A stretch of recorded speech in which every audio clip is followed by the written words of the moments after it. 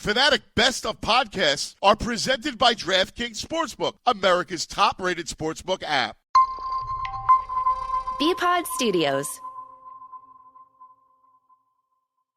97.5 The Fanatic. Let the party begin! The show starts now. All right, Wednesday morning. Not nearly as joyous this morning, is it?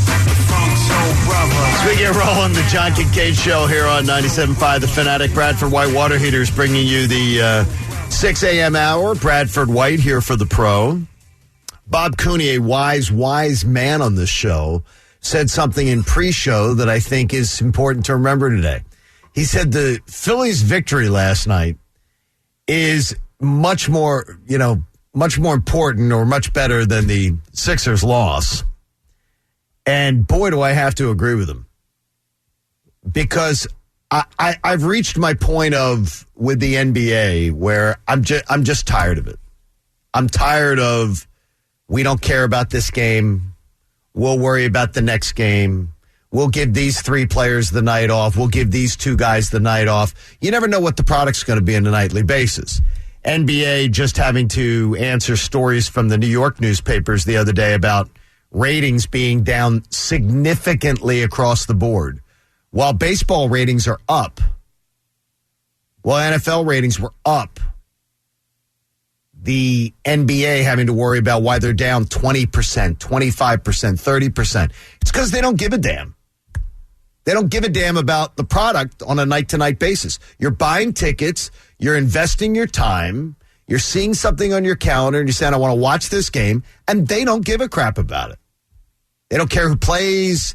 Oh, this guy is ill tonight. There are more guys ill on the Sixers. What I would suggest is buy some Lysol wipes. Because they have more guys that are just out with a non-COVID illness than any team I've ever seen.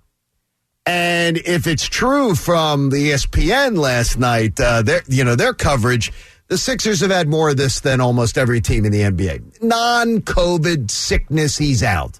I'm tired of it. I'm just tired of it. You sit down, you're excited, you're waiting for a game, you're waiting for something, for a big clinch. It doesn't happen. We have plenty of reasons for that. We'll hear from Doc Rivers coming up. But that Phillies game was worth the price of admission. If you had to pay for it, you just got to watch it on TV. That was worth it. It was worth seeing Chase Anderson there. And I've learned something, and I knew it all along because I've seen it from media forever. So if you pull your starting pitcher too early, you're going to get ripped by the media. If you pull your starting pitcher too late, you're going to get ripped by the media. So it's a confounding thing that a good thing, like a win over the Nationals, and now a chance to win a road playoff series, which they haven't done in 21 months, this franchise, maybe 21 months since they've won a road playoff series. They got a chance to do it. They got 2 chances to do it, just like they did in Atlanta this past weekend. We will watch how this all plays out, but a good win for the Phillies last night that doesn't deserve to be buried. And that's where we begin this morning with Bob and with Jamie and with Pat and the coach. Mike is directing on YouTube. You can check that out. And when you call, you can talk to Connor Thomas at 610-632-0975. Bob, it's just one of those feelings I have. I'm watching Brian Windhorst do a story on SportsCenter about, well, is the NBA struggling? Is there anything to these dropping television ratings and what's going on? And they're trying to blame it on all these other things. They're saying, well, there's a segment of America who doesn't like the social justice stuff, and they're boycotting it. I think they're boycotting it because the product is crap many nights. Yeah, well, look at the best players in the league, and you can go up and down the line. Jokic is a guy that's probably going to win MVP, and the reason is because he shows up every night. And he's had a great season. But, sure. All right, name your best players in the league. You know, LeBron James out for a long time. Anthony Davis out for a long time. Well, Joel Embiid out for. Yeah, they're injured. That's a big difference. He's not out with. Well, this week he's sick. 2 weeks ago he's sick. 4 weeks ago he's out with a tightness in his knee. No, I hear you, but doesn't it seem like it's always something? I never doubt somebody's injury, and I told you the late great Phil Jasner always told me when I took over the beat for him, he said never ever question somebody's injury. You never know how somebody else feels. But in this day and age, LeBron James gets a high ankle sprain, and the next day they say he's out 3 to 4 weeks. Even that was kind of, to me, it was, wow, really? How do you know? Sprained ankles are funny, and sure, absolutely bounce back in different ways. But it's true. You're right, John. You just look at the best players in the league, and it's unbelievable how many box scores you look at, and you just don't see the best players playing. Kyrie Irving, Kevin Durant, James Harden, injuries, rest, whatever it may be. These guys don't play a lot. They just don't play a lot. I mean, and it's my fault for focusing so much of my day on, damn, I'm going to be there, I'm going to be in front of the television, and I'm going to see this game. This is so exciting. This is going to be so much fun. Watch this clinch tonight. Then you go out there and you're watching a team that's not the team.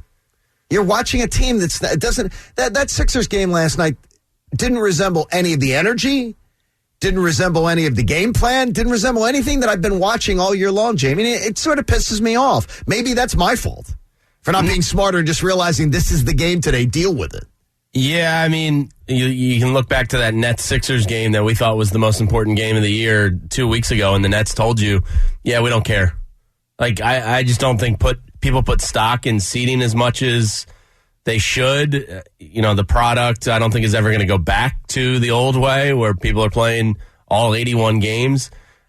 I personally think that they should shorten the season by 10 games, 12 games, and eliminate back-to-backs if you can figure it out with scheduling and all that, because it's affecting the product. If ratings are down 20%, you can't ignore that. That's something real. Some of the primetime games, they're down more than that. Yeah, and I do think that's the reason why. It's just you never know what you're going to get. I don't even like betting NBA games until the lineups are announced or who's going to be out. You literally never know who's going to play. When I see Joel Embiid is not in a game, though, Pat, immediately I say, well, I'm not watching the Sixers. Right, when I know Joel Embiid could be playing, and yes, you can play.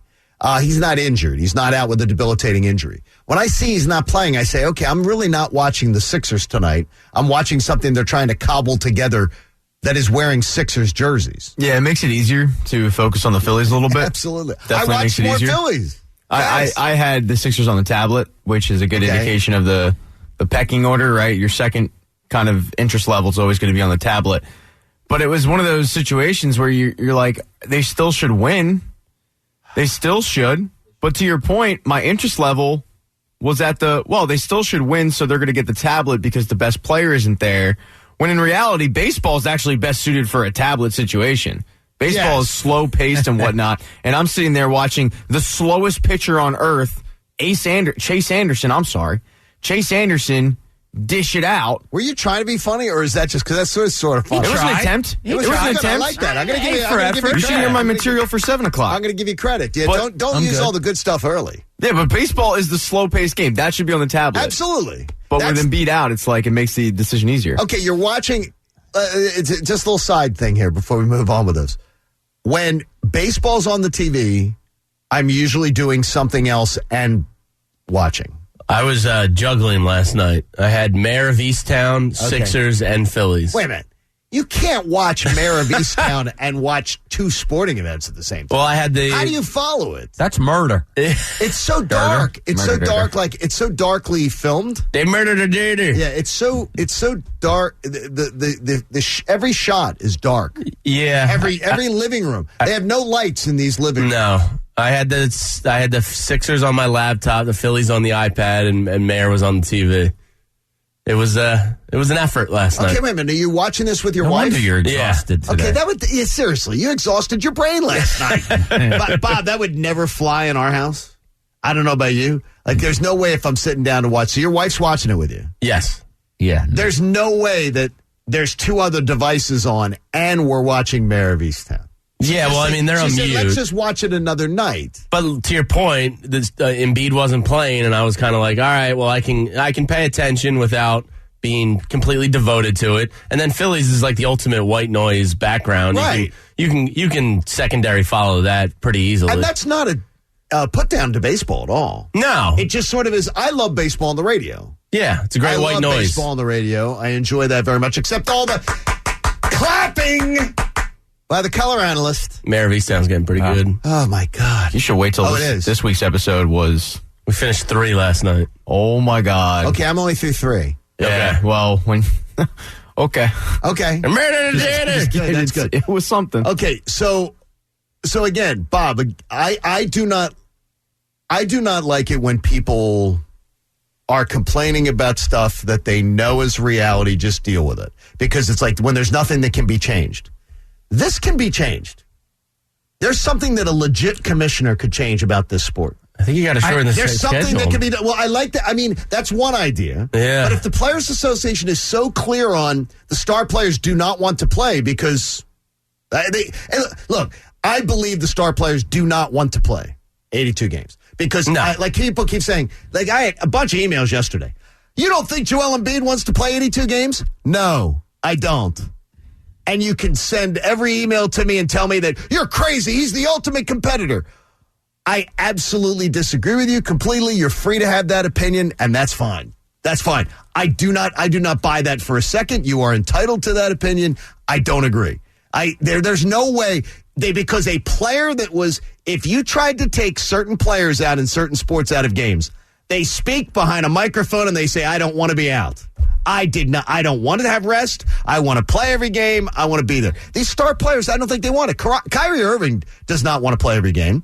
I know for a fact if you go to, if you would just head out to L.A., both teams, they don't want to have either one of the star teams. Well, LeBron might, but he's different. LeBron plays. He's a beast. He's a mutant. Yeah, I mean, it's just go to human nature. And I respect him out of that. Who doesn't want a day off? I'm not saying they get days off. Yeah, they get days off. It's different. Like I don't.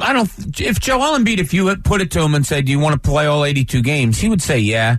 I've been around where he's been pissed off, where they've sat him and he didn't want to sit, and he said it to the media. I think after 5-6 years, he's given up on it.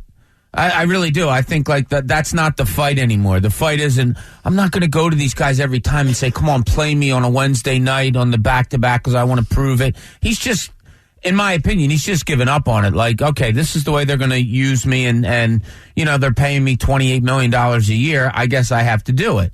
I think that disappoints me in a major way then about him as a competitor. No. I don't think so. I just think like he's been so worn down to it that the fight's not there anymore to fight them. Look, I honestly believe, having been around the guy a lot, he wants to play every day. He does. I firmly believe that. I think it's been beat down on him that like, no, you need to rest in order to be at your best come playoff time, that he's just given into it. You're told something over and over and over and over and over again. At some point, you have to give up and give in to the masses, and it's not the fight anymore. Pat, you in that camp that you should just give up? Like, just give up? I'm not saying he's just no, but I mean, it's not speaking up. I think you speak up. He has. He has plenty of times over the years, John. Trust me. This team needs it now, though, Bob. This team has a chance to win a title now. This team has a chance to win a title. And they think their best chance is to have him healthy for the playoffs. They've gotten him to buy into that mindset, and with all of this talk that we have today, they're still going to clinch number 1 seed. Yeah, they are. They're absolutely. So, and instead of kicking the door in, they're going to stumble to it. Miami tomorrow night. You feel good about that one? Now, did they rest Joel for that for Miami? If Joel plays, I feel good. I feel fine about it. Beating Miami. Yeah. Miami needs that game desperately to avoid the play-in. Make sure that they guarantee they're not going to be in the play-in, or guarantee they're in the 4-5. Worst case, you got 2 against Orlando, and that's that. Yeah, the problem is too, you don't want Miami to win, or you get Miami that game tomorrow night. I don't think teams view it that way. After what Brooklyn did 2 weeks ago, I don't think. Outside of the number 1 seed, which I think the Sixers feel they have locked up, I don't think teams view it like that. Locked up. Yeah, I don't think teams view it like that anymore. Hey, Respectable Roofing, for all your roofing needs, the name says it all. Respectable Roofing, where respect matters. Doc Rivers last night, you got that for us there, Pat? Doc Rivers last night put the blame clearly, though, on the offense.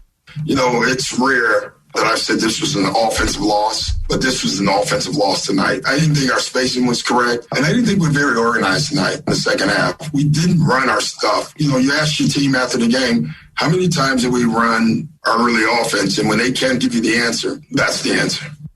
Okay, Bob, explain to me a little bit, because that's honestly going above my head a little bit as to why they wouldn't be able to answer the coach why they did something on the court. Yeah. I don't because that seems like a choice. Am I wrong? You want the surface level answer before Bob gets PhD on you? 32 points in the second half. No, I got that. I mean, I know that. That's it. No, but I don't understand why if the coach says to you, why? Because that would tell me that is a choice they were making on the court. I think, not do that. Yeah, I think what Doc's talking about. Now, people look at coaches and say, why didn't you call something? Coaches put the onus on the players. Like, look, if they're in this, call this. This is the offense we want. He'll just say, situation, where are we? You're up 8, 8 minutes to go in the third quarter. I don't know if that, or I'm sorry, less than that. 8 minutes to go, maybe in the fourth quarter, you're up 8. Is that a time to just run down and throw up a 3? Is it a time to maybe take some time off the clock? I think what he means by it was an offensive loss. Indiana's a team over the last 9 games, John, had given up 133, 126, 154, 130, 133. Listen to those numbers. It's horrendous. And the Sixers wound up scoring 94 last night. They didn't get into sets last night. They played a helter-skelter kind of offense where it was, what are we doing here? And I think that's what Doc's alluding to, whereas they weren't smart offensively. Time, situation, what are we running, where are the mismatches, how they didn't take more advantage of T.J. McConnell playing defense on Tobias Harris at times, on Ben Simmons at times.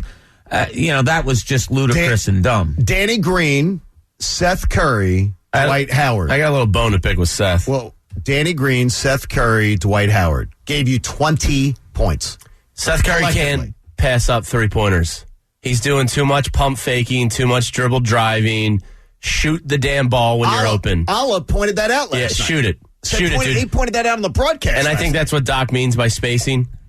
Seth, you're here to shoot. You're here to space the half court. Shoot. You're getting open looks. Shoot. Because come playoff time, that's what needs to be done. Why was Mike Scott? And that was my other point I was going to. He's a minus 41 in his last 5 games. He's a horrendous NBA player. He is a horrendous So you start the game last night. They win the opening tap with Ben Simmons. Mike Scott comes down and throws the ball away immediately. He needs to stop playing. And then Simmons comes down and I think twice went to the basket and dunked. And you see him turn to Mike Scott. It might have been after his first basket. He turned to Mike Scott and he said, concentrate. Like he pointed to his head and you could read his lips. He concentrate. Guess what? What are you doing? Ship has already sailed with Mike Scott. Yeah, I don't know why we're doing this. I don't know what people are watching with Mike Scott that they're thinking it's going to be any better. And more importantly, Bob, I expect Doc Rivers to understand that. Yeah, so I don't get what he's. What are you trying to do? Just filling minutes. There's more inside of this than anything else. It's the number 1 spot's clinched. I got you. Milwaukee's not going to go undefeated, and the Sixers aren't going to go winless in their last. So it's clinched. So you put Mike Scott out there last night for 26 abysmal minutes. Oh, my gosh. And it's more of a case of, here's a veteran guy. I'll give him minutes. I don't want to use up Dwight Howard. I have to buy some minutes because of all the people that are out tonight. So it's almost like, let me waste it on him. Because, he can eat some up. Hey, committed to being upfront with their customers. NJM has no jingles or mascots, just great insurance. Get a quote today at njm.com. If you're frustrated and want to share a thought with us, you can at 610-632-0975. We have Connor working in there for you. I'd rather see Isaiah Joe at this point. What's, Pat, what did you think last night of Chase Anderson? He's getting crushed by the Phillies media beat. Why? For not pinch hitting Joe Girardi, for not pinch hitting for Chase Anderson, who had retired, I believe, 15 of 16. Oh, but so he's getting buried by the guys who cover the Phillies for not being pinch hit for in the 6th when they also beat on Joe Girardi for pulling pitchers too early. So which is it? Does he get killed for? I don't understand. I don't understand how you rip Chase Anderson for not pinch hitting. Like as if it was his decision. He doesn't make that call. He got yanked with 85 pitches. I mean, effective. By the way, 15 of 16. Yeah, looked really good. But hey, John, he walked Juan Soto. It was a dumb decision. I mean, It was dumb in the moment. Chase Anderson. Yeah, they got the win. Chase Anderson putting 15 of 16 down. So I'm a nerd. So I start to look and I go, okay, so they're taking Chase Anderson's here. I'm looking and going, wait a minute, 15 of 16. Wheeler. That's the starter of the Phillies this year that has put down 15 of 16 in a start. Wheeler. That's it. It was dumb. So this start was an amazing start. I don't know if I've ever seen a manager who is so eager to get to his bullpen. God, he's burned his bullpen. Crappy bullpen. He's burned his bullpen for the rest of Wheeler needs to go deep in this game because David Hale, you're going to end up seeing David Hale in this series at some point. Jamie, it's like it's date night. And you come home and tell your wife, you know that crappy restaurant at the corner? I can't wait to take you there. Tomorrow night we're going to the crappy restaurant. And she says to you, why are you so anxious to get to the crappy restaurant? Why are you so anxious to take me there? But why in the freaking world, one pitcher this year has gone 15 of 16 outs, and it's Wheeler in a spectacular start last week. That's great. And you say, Chase, thank you for your service. You great night, buddy. Hit the showers. Because what's this team's problem? Tacking on runs. You had a bases-loaded situation with Alec Boehm sitting on the bench versus a lefty pitcher. And here, guess how many sixth-inning outs Chase Anderson has given you this year? 0. That wasn't last night's start. It wasn't last night's start. You have Trey Turner and Juan Soto coming up. That's where you pinch hit. If you know he's on a short leash in the next inning, why not pinch hit for him? Well, the bullpen... You need runs. The bullpen showed that it's exactly who we think they are. And it was a fully rested bullpen. There's no reason not to. They are who we think they are, rested or not. Well, that's not fair. I mean, they didn't give up. They didn't give up a run. They didn't give up a run. Innings. But they struggled, 4 though. hits. Correct. Yeah. They didn't make it easy. They did not make it easy. But they were good. I thought Hector looked terrific. Oh, my God. Can we stop with this Hector narrative? What's your alternative? Oh, my gosh. Anything. I'm tired of this with the Phillies. What's your alternative in center field? Anything else. Until Archie Bradley's back, there's no real alternative. Oh, my God. So the Phillies win. They are 19 and 17. So there's a little bit of good news for you as you start your Wednesday morning. You want to get in with us and vent a bit, you are welcome at 610-632-0975. Got a chance for you to win $500 coming up at 8 o'clock. Plus, Jamie is going to brag on a man who deserves to be bragged on coming up. And also, too, as the Sixers season winds down, more discussion on personal awards. It's the John Kincaid Show here on The Fanatic. 97.5 The Fanatic. DraftKings Sportsbook is putting you courtside with a chance to turn $5 into $200. Pick any team that is still in contention, bet $5, and if that team wins, you cash $200 in free credits. Download the top-rated DraftKings Sportsbook app and sign up using code FANATIC. That's code FANATIC for a limited time, only at DraftKings Sportsbook. Must be 21 or older, Pennsylvania only. New customers only. Wager paid out in site credits. Restrictions apply. In partnership with Meadows Racetrack and Casino. See DraftKings.com/sportsbook for details. Gambling problem? Call 1-800-GAMBLER. 97.5 The Fanatic.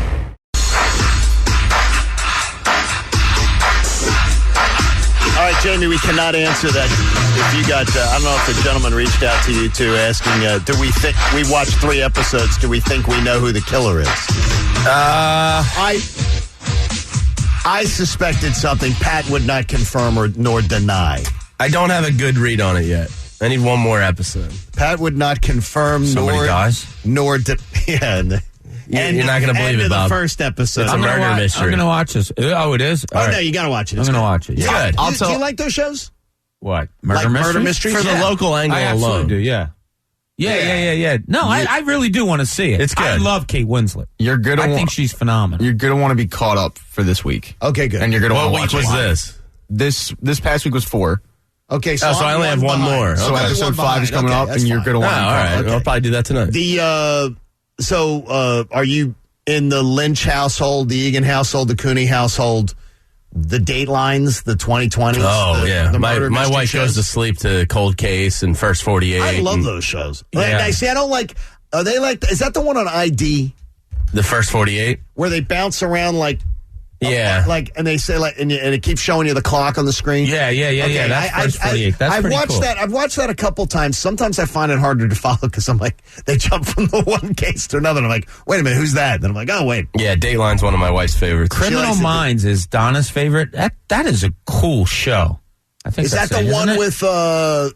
The dude got fired because he kicked somebody on set. I forget. I don't know who any of the The actors guy are. from but it's Dharma really- and Greg. Yes. From CBS. Yes, the guy from Dharma and That's Greg him. was there Yes. in that one. I like 48 Hours a lot. I like the 48 hours because Nolte? it's 1 hour. Eddie Murphy? Because it's 1 hour. Yeah, I just like but did he really like 48 Hours? And then he'd go into it. No. You're thinking of Dateline. Oh, okay, you're right. Oh, you're right. Yeah. I'm thinking of Dateline. And Yep. that is Mr. Morrison, who is Chandler Bing's father. Well, was he really Chandler Bing's He's Chandler father? Bing's stepfather in real life. Yeah, I love the Yes, it was a cold winter's morning. questions everything. The sun came up. And I'm sitting there going, did the sun really come up? While everybody had their coffee, did they realize that there had been a murder? Look out the back window. Murder. Oh, my gosh. Hey, if you got a stucco home, by the way, call the stucco testing specialist. They'll schedule your professional stucco inspection today. Mention the Fanatic to receive $50 off. You can visit stuccotestingspecialists.com. All right, now, just adjusting back to Northeast life or Mid-Atlantic life, if you will. This is not normal, right? Mid-May? What? Temperatures? Because this is nice and cool. It is cool. Isn't it? There has not been Cool any breeze, yeah. There have not been any. Yesterday was perfect for me. Sunny with Oh a my cool gosh, breeze. it's fantastic. Yeah. but but it's cool. This is a little cooler than normal, correct? Probably than years past, yeah. Okay. Probably a little bit. Because it seems cooler. It seems wonderful. Oh, I love By the way, it. I'll dial this up. Minus the allergies, it's great. See, now you're getting. It's so weird is that maybe my allergies have just because I have not gotten it the way you guys have just been crushed by it. Yeah, Jamie's hurt Jamie, more the today gator, than me. the gator you've got on. We've been wearing these things. When you're doing stuff outside, you've got to wear the gator. Yeah, I'm not going to Come do on, that. Janie, wear the gator. I don't like wearing. I'm over You'd this. rather do this? You'd rather be the miserable and person you sick? are? Probably. Why would you do that? Gross. You're gross. Probably. Oh my gosh. Dealing with grass I could clipping. never. I have bad allergies, and I could never wear a mask when I'm cutting the grass. So you couldn't? I couldn't. No. It's just too sweaty and stuff like that. Self-propelled or propelling it with Cooney power? Well, that's funny you bring that up. The self-propel on the mower is now broken. I have to take it in for it. So yesterday, I got done cutting the Now lawn. it's Cooney propelled. Yeah, so I got done cutting the lawn yesterday, and I come in, and Donna's like, our other house's lawn was way bigger than this. Why are you tired? And I'm like, the self-propel doesn't work. I'm pushing it by myself. I'm the only one of the neighbors difficult. without a riding mower, and my neighbor came over yesterday. I was like, because I bought it from the previous homeowner as part of some things left behind. Okay. And I was like, why the hell did this guy not get a riding mower? Oh, it's his fault. Why didn't he leave Blame me it a on riding you. motor? Why didn't he leave me a Mercedes-Benz? Jamie, tell our sales team. Yeah, I need a riding mower. Tell our sales team how much listen, there are advertisers always. Sure. How much would a riding mower mean to change your life? Oh, dude, it put me with my daughter an extra hour and a half at least every week. I hear an ad. Yeah. Go on. Well, what else could it do? You could get more time. Simplify my life, just, They have cup holders in them now, too. I had to empty the yardage mulch bag 5 times yesterday. A riding mower would give me some nice... Bob, we had a neighbor that had one once that it had the umbrella holder. Oh, yeah, you see some really It's cool like ones. it had the thing where you can slide in an umbrella. Those zero-turn mowers Oh my are gosh, amazing. they're awesome. You can get done a yard in 20 minutes. By the way, I heard Mike Missinelli's show the other day. Really good stuff. And Mike was talking about the fact he says they need to invent zero-turn golf carts. They have zero-turn golf carts. Wait, zero-turn golf carts? He said the golf carts. He says golf carts you can never turn. Yeah, they're a pain. I'm like, with Mike Missinelli's money, you can absolutely get a zero-turn. you can get yourself a zero-turn. His club doesn't have them, though. Oh, he doesn't. Yeah, he should get one of those, have you seen the ones where you can put it's like a motorcycle where you put your bag in and you ride it? See, now I've not seen that one, but I do have a bunch of the people I used to golf with back in Atlanta got for Christmas because they like to walk whenever you can. Oh, the remote one? That they wear the fob on and it follows you. Yeah. That's spectacular. That's pretty cool. Yeah, that's spectacular. You don't have to carry a bag. Bag goes behind you. You just need a cup holder on there and you're all set. No, there is a cup holder. There's a water bottle holder and a cup holder.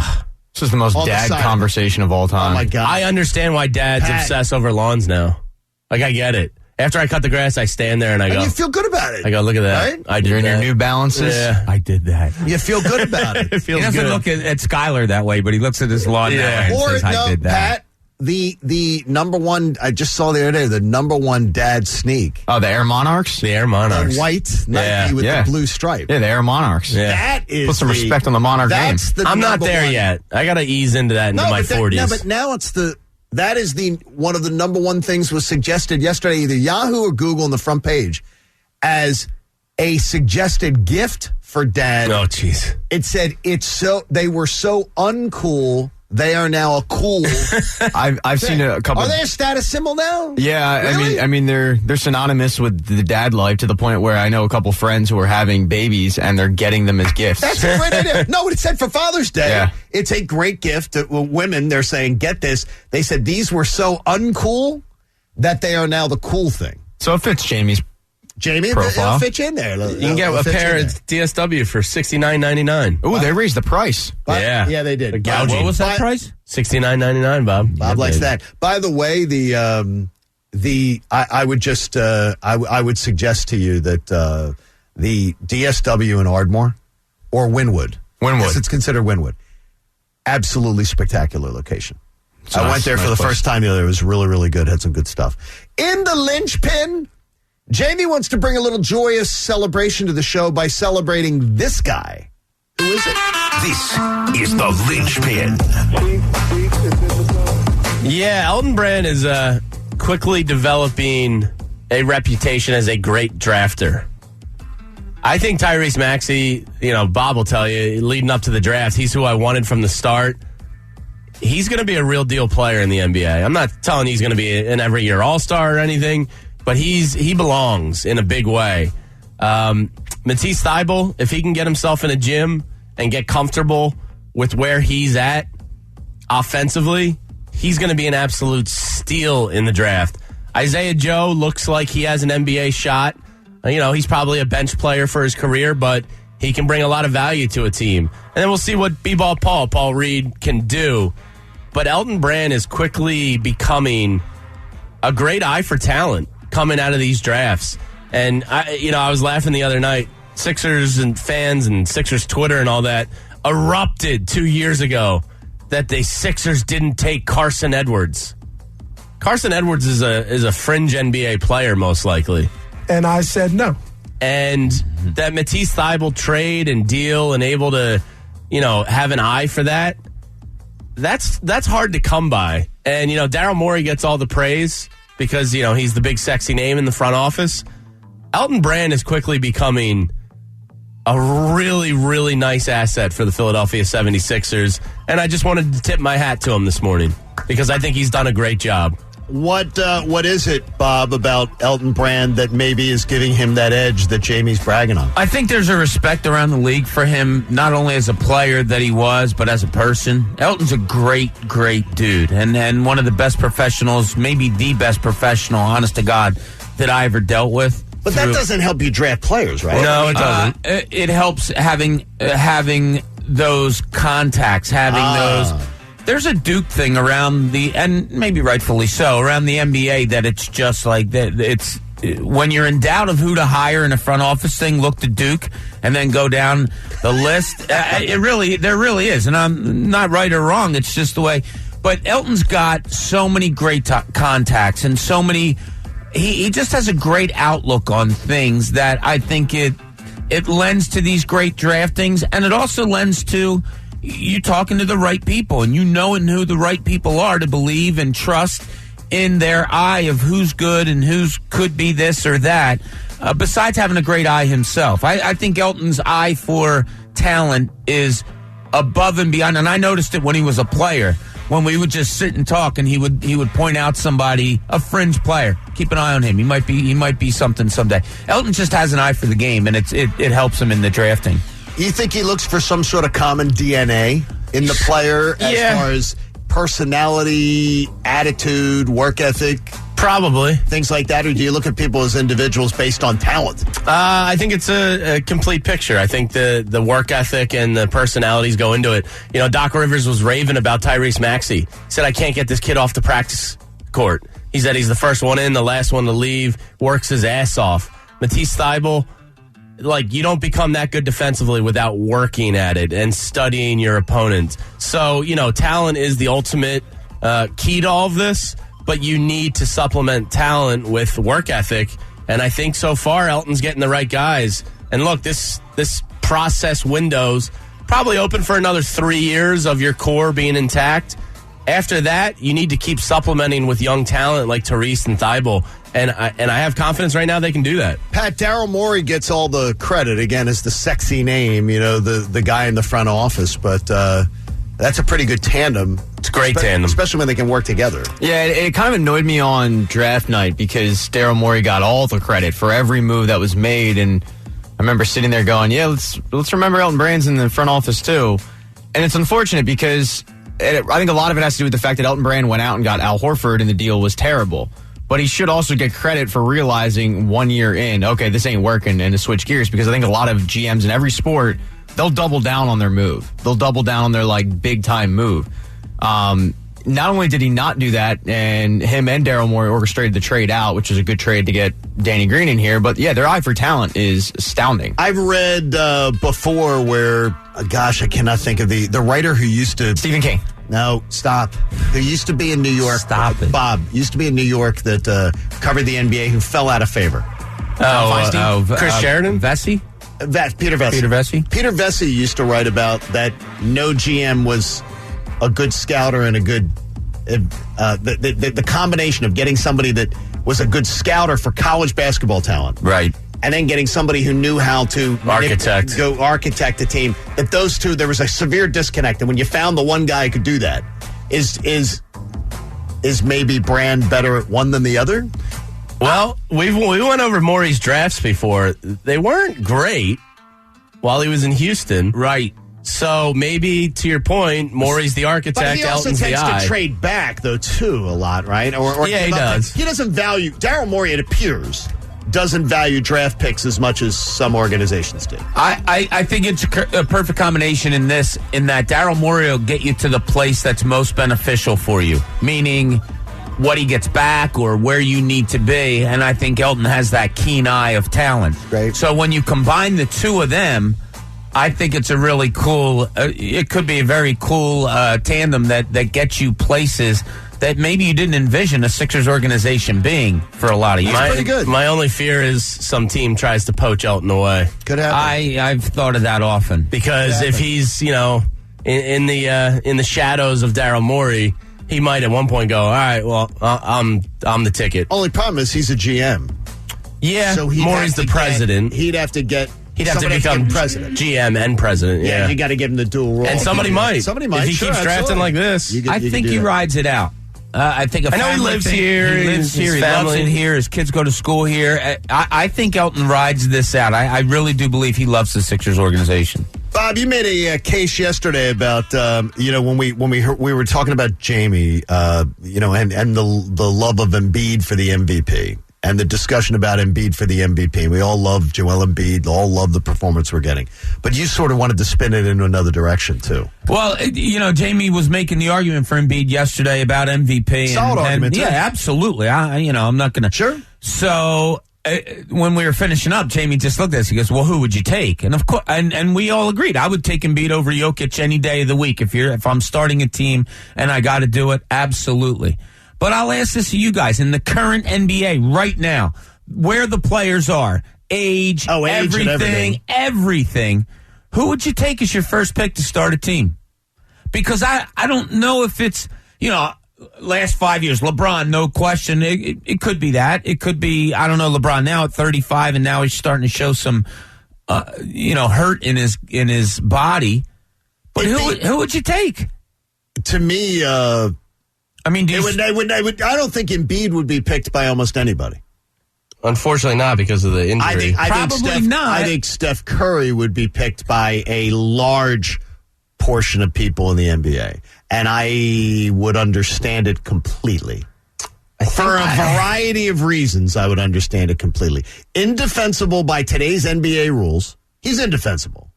It's so weird because, and it's just the way I was brought up and taught, and I still go by it, and I would take either a dominant big man or a point guard. I think I'm going Luka. It's not bad, Jamie. That's not so bad. Because you're talking about building a team, He's too. so young. And you got to take age into it. Good. Luka was one of the guys that popped into my head. I don't know. What do you think the Hawks think when they think about they had Luka and they take Trey? Now, Trey Young's he's a nice player. Yeah, but I'll nice take player, Luka yeah. every day of the week. Oh, yeah. You know, you're hoping a Trey Young turns into something like a Steph Curry. He's not there. No, he's not there the shooter. yet. I mean, he can't be the He's shooter. not. Nobody can be the can do that. shooter that Steph Curry Steph's can. incredible. You know, so you have Luka, you have Embiid is a decent guy. You know, people might say LeBron. I'll take LeBron now, even at 35. I don't think any executive's saying Embiid. So that's interesting. Because guess what? I know what you're saying here. As far as I'm not saying Embiid either. No, as far as you guys saying he wants to play every night. He wants to play every night. I do not believe people in NBA circles believe that. The only reason I'm not taking Embiid, one, is because of the injury concerns. Yeah, that's a major reason. Yeah. Other than that, you can make an argument if you're, and my friend Rock and I were going back and forth about this last night. You can make the argument, and he and I are huge Ben Simmons followers. Some people might take a guy like Simmons that can distribute a ball like he does and play the overall game he does, and then you sprinkle in the great shooters, a good big man. You know what I mean? So there's different ways you can look at it. I'm not saying I'm taking Ben Simmons number one overall to start a team, but someone that's a facilitator like that. The first name I thought of was Luka, but I'm taking Giannis. She's taking Giannis. I'm not. Yeah. Okay, well, I didn't ask you, Jamie. This is why I put it out there. I think that's an interesting question. But Pat, I understand what you're saying. I mean, Giannis is He's a freak. He's a freak. I think Giannis is tougher to find. Do you think he gives you enough defensively? Probably not, but once again, I think he's. See, I think you'll have less than I expected him to be. I think you'll have an easier time finding a Luka than you will finding a Giannis. Giannis can't shoot, but he tries. He does try. I tell you, I hear tries more on this show more than anything I've ever heard in my life. Like we try to deal with you and we can't. Tries. They try really hard. So who's your answer? I mean, is it Luka? Steph Curry. Yours is Luka. Yours is Steph. What do you got, Pat? Giannis. I mean, if age wasn't a factor. No. The fact that there's three different answers. Exactly. That was fascinating. that exactly was And my what was point your when answer? I thought of this last night, and I don't really Answer it, coward. You gave the damn question. Come on, Bob. You gotta go Say somewhere. Mike That's why I Scott, thought Bob. it was a good question think because he's I didn't going- have an answer. I think Bob's going to go Luka. I think Bob's going Furkan. Gary Clark, newest Sixer. I might go big man. I might go Embiid. Look, I was taught get a point guard, get a big man. You build around that. I don't think there's the most dominant point guard in the league. I think he is by far the most dominant big man. So I might start my team with Joel Embiid. And it's funny. It goes back to schoolyard days, right? You're picking five. You know, what five you got? Oh, I'll take the biggest, strongest, most dominant big man.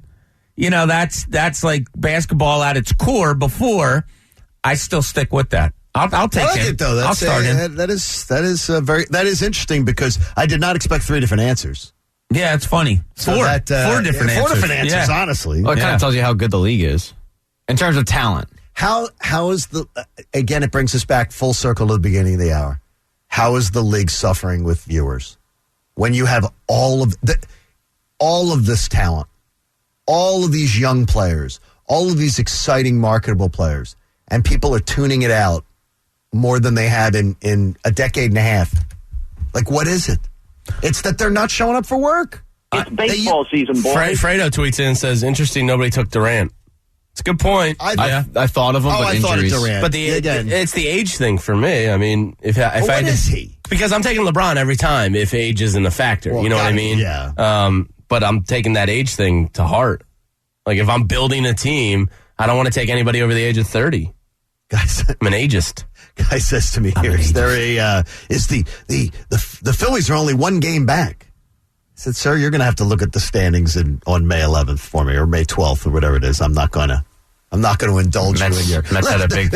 We're one game out in the division. It's May freaking 12th. Stop. Do we envelope that? Stop with the things. No, we do not. Mets had a big come from behind win last night. Yeah. It's the Orioles. Yeah, the Mets. Orioles a little better, eh? Yeah, they are. They're actually playing a little better, pretty decent yeah. baseball. I heard from my Yankee friends last night when I was bitching about Joe Girardi, and my friend's first First text back to me. How many pitching changes tonight? Oh, gosh. Don't even get me started. He didn't even see the game. He had no idea. He just said, how many pitching changes? Just guessing. Yep. Just guessing. There's DNA on it. The crime scene. You can find Joe Girardi's crime scenes are really easy. You don't even have to dust for fingerprints. You can just check a box score and know, and it's gotten to that. And again, the amount of grief that Gabe Kapler took in this town, Joe Girardi deserves every bit the scrutiny, the focus, the attention to what hasn't been going well. And Rhys Hoskins, learn how to play defense. My God. Give up. How hard is that? Give up. It's a first base. It's not happening. Give up. It's not happening. It's not. No, it's not. He's not. He should be able to get Rhys better. Hoskins is not going to be a better defensive player. It's the ship has sailed. You want to put Adam Hazley and just retire? No, he is what he is. Stop expecting it to get better. Rhys Hoskins is not getting any better defensively. It's first base. But I understand. He handles it like a butcher. Like he's diffusing bombs. Oh my gosh! All right, the joy in the 7 o'clock hour means why this superstar is different than anything we've seen before in this town. We'll get to it next. Plus your calls if you wish to get in at 610-632-0975. John Kincaid Show on The Fanatic. It was a very active night last night on the BetMGM app because when I saw that the Sixers had blown the lead in the fourth quarter, I stupidly thought they were going to win the game. So I hop on the BetMGM app and I hit the live line. And I lost. But luckily, though, I hopped on the Phillies live line and I ended up winning. That's one of the advantages you have on the BetMGM app. It's live betting option. So immediately, if you think a game is swinging a different direction, you can hop on and bet it. It's great. And they also have the innovative parlay selection features, and they also have awesome daily offers like this one. New BetMGM customers can turn $1 into $100 when someone hits a home run. All you have to do is sign up for the BetMGM app on BetMGM.com or download the app. Use promo code PatEgan100, and if you place a $1 wager on tonight's matchup, Phillies Nationals, you'll get $100 if either team hits a home run. You would have won last night. It's another opportunity today. And after the baseballs left the park, obviously there's no reason to leave your seat because they have all the sports. So hop on the BetMGM app or BetMGM.com. Use the promo code PatEgan100, but only if you want to win $100 when you place a $1 moneyline wager on the Phillies or Nationals tonight. Either team hits a home run, you end up winning. It's only at BetMGM, the king of sportsbooks. New customer offer, paid in free bets. Visit BetMGM.com for terms and conditions. Must be 21 years or older, Pennsylvania only. If you or someone who knows a gambling problem, help is available. Call 1-800-GAMBLER. BetMGM Sports in partnership with Hollywood Casino Morgantown. 97.5 The Fanatic.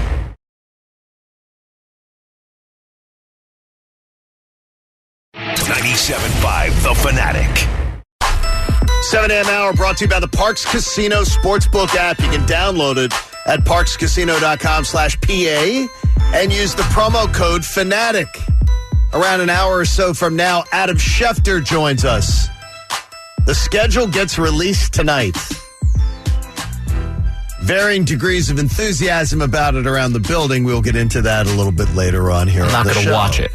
He won't. You don't have to watch it. I'm not watching it either. I can't believe people watch it. Just get it on the internet, download it. We already do know it will not be a Giants-Eagles game to start the year. The Giants will play Denver to start the season, so you can knock that one off your list as far as one of the potential games. Don't watch it. So don't watch it. I'm not going to watch it. If you think of the greatest stars in the history of our city, and I'm just spitballing here, whether it was Utley or Dawkins, Lindros or Schmidt, McNabb or Rollins, Clark or Iverson, whatever names you consider that Reggie upper White. echelon, correct. Our Philadelphia stars aren't usually described as joyous. Joel Embiid, the anti-Philly superstar. We usually embrace gruff, bland, guys look like they want to get into a fight every day, always looking like they're a little bit pissed off. Certainly not the word for joyous is for the majority of the greatest players that have come through this town. Embiid gives you a totally different vibe. Completely engaged, completely charming, comical, most certainly not mopey boy persona or a problem child. He doesn't look disinterested in anything going on around him. He loves you. He loves the energy you provide. He seems to want the pressure on himself. He loves to take a big shot. And when I heard Jamie say yesterday he's one of his top 3 Philly athletes right now, my eyebrow was raised. I wrote it down and looked back at it later, and I said, I think I get it now. he is quickly joining the ranks of mine. When you get there, that's where we begin the 7 o'clock hour with Bob Cooney, Jamie Lynch, Pat Egan, the coach Eric Camille, Connor, and Mike. It's the John Kincaid Show crew here on The Fanatic. You're an hour outside of Adam Schefter or so. Jamie, I wrote it down and I said top 3 of all time, and then I started to list out the guys who would be in my top 3 of all time. Guys like Utley, guys like Brian Dawkins, guys that I'm kicking around names, Mike Schmidt, and most of the time, the guys are Jimmy Rollins. I'm thinking of big names that I like, Donovan McNabb. And they all seem to have that, they're a little bit pissed off. They're not really, they got a grumpy face. And Embiid is just pure happiness, it seems like. Yeah, he really is. It's, Barkley was one of my favorites. Charles is I can't believe I didn't mention Charles. Yeah. That's terrible. Randall's one of my favorites. But Joel Embiid's different. And it sounds stupid when you boil it down to like its most basic level. He makes me happy. You know what I mean? Like, I love watching him play basketball. He has a joy playing basketball that's childlike. And we all like sports. You don't see that much. No, though. you don't. In this town especially. Not at all. And we like sports because, I mean, let's face it, it's childish. It's a game. It's fun. It's supposed to be fun. We're not supposed to view it through this terrible prism of, you're supposed to enjoy this. He makes me enjoy the Philadelphia 76ers. Mike Schmidt was as grumpy on the field as he is in the box when they put him on the broadcast on Sunday afternoons when the guys on the broadcast are telling a funny story or having some fun, and he says, can we get back to the game? There's a game going on. You guys are missing it. He was a grump then. He's a grump now. I mean, it's like, and one of the greatest players I ever saw and always will be one of my favorite players to ever watch. It's like what I do on this show. Very similar, Bob and Mike the Schmidt. grump of the show. I mean, Bob there's and Mike a role Schmidt. for grumpiness, John. He's the grump. Schmitty was so misunderstood, I thought, because the game it looked like it came so easily to him. And Philadelphia is I need to see sweat and blood and tears. And Schmitty was just a guy who didn't do any of that but hit 548 home runs. Spectacular. And the fielding. He was unrelatable. His fielding was incredible. He was almost unrelatable, right? So you relate better to a Allen Iverson on the court, to a Donovan McNabb out there, to a Chase Utley, whoever it may be. That's who Philadelphia relates to, the guys that get down and dirty and bleed and sweat and all. But Joel Embiid Jamie, you're right. He's a guy that can be maddeningly frustrating sometimes when you're watching. Oh, last year was and have you laughing your ass off the next minute because he is having so much fun on the floor. Pat, I put Lindros on the list, and he's not on mine, but I put him there because he is a Hall of Fame talent that I don't think ever seemed like he really enjoyed himself that much. I mean, he was like many great hockey players. He was robotic. They're very reserved. The ones that, arguably the most popular former hockey player is Paul Bissonnette, a fourth-line grinder who's on a popular hockey podcast. But it was because his personality is so infectious. Who? You look at, exactly. But you look at Connor McDavid, best player in the world. He's a robot. Lindros was similar. You're right. He didn't seem like he enjoyed the game, and I think it has to do with the fact that Joel Embiid came from Yaoundé, Cameroon, and he was a twig. Look at you. That's right. I'm a world traveler over here. All right. That's really good. I'm very educated, but I think he's very appreciative of how far the journey has been and where he came from. You know what? That's a great point. That's a great point. He said, where do you come from? Do you come from SoCal? Yeah. And you make it to the big leagues? Do you come from a cushy subdivision where you grew up pampered and playing Legion ball or being the pampered AAU athlete? Or do you actually have some sort of level of struggle in your life that gets you somewhere? He said they just released the Sixers social media team, like a little mini film on the process, him. And he says in it, my life is a movie. Like, he appreciates, he's gone through some hardships, coming over and leaving his family, his brother's death and all that. He said, my life is a movie. And he said he appreciates it. He appreciates what he has. Okay, so I asked this question. I want to derail it there, Bob, but Ben's completely devoid of joy to me. When I watch Ben Simmons, I look at a guy who's going to work. Yeah, I look at a guy who's going to work. I don't sense any And I don't see that energy of this is going to be positive. This is going to be awesome. This is going to be joking. This is going to be relaxed. And I look for that in somebody in tight times to make you, that somebody's going to be able to make you crack up and laugh. Joe Montana famously went into, who was all business, went in and said, hey, guys, look, John Candy's sitting there in the stands watching us as he's getting ready to try to go and win a Super Bowl. Wanted everybody to get loose. Nick Foles starts the biggest drive in the Super Bowl when they have a chance to go try to advance the ball after the turnover. How's everyone doing? And he says, first of all, I just want all you guys to know I love you all. I want you to all, just diffuses situations. I don't see that in some of the other guys. You bring up Ben as who you're alluding to. I'm okay with him. I'm okay with that. And it's all personalities. It's what fuels him. Ben has to be Ben. You know what I mean? Yeah, and I think there is an inner drive in there. I mean, we see it on the floor. We saw it last night. I mean, let's just go back 12 hours ago. I mean, my God, he played a great game last night, both offensively and defensively. 22. He has this inner drive that a lot of us don't see because it's not worn on the outside. And I'm fine with that. Look, I had my dad ask me one time, I was playing in college, and he's like, are you having fun out there? I said, why? He goes, I've never seen you change expression on the court. So sort of like us when we leave a meeting with Bob. Yeah, exactly. You see, your dad identified resting Bob face. But I mean, the outward stuff of Joel Embiid, I love and I adore. I think there is a drive to Ben Simmons that we don't see outwardly, but if you look at it inwardly, and I'll tell you, first play last night offensively when he turned to Mike Scott and said, concentrate. If he could have cursed him out right there, I think he would have. I love that about Ben Simmons. It's so wrong, though, and I'll raise my hand. It's wrong that there's a bias in my head that I look at the guy who does it like the quiet assassin. And then I look at Joel Embiid, and in my head, I'm saying, man, there's the guy who's bringing the energy, having the fun, and I'm not respecting the quiet assassin enough. Yeah, I have to respect it more. He's more Kawhi-like. Yes. Like Kawhi's a freak of nature. Watch Ben Simmons sometimes on turnovers or something like that when he sprints and comes from behind and will deflect the ball from a guy who just made a steal or something. It's not something big. It's not an outward, look at me. It's just an inward, damn it, I let the ball go and I got to get it back. And he's nuts that way. And I love that inner drive that he has. He was fantastic last night. I thought he was really, really good last night. And 20 points.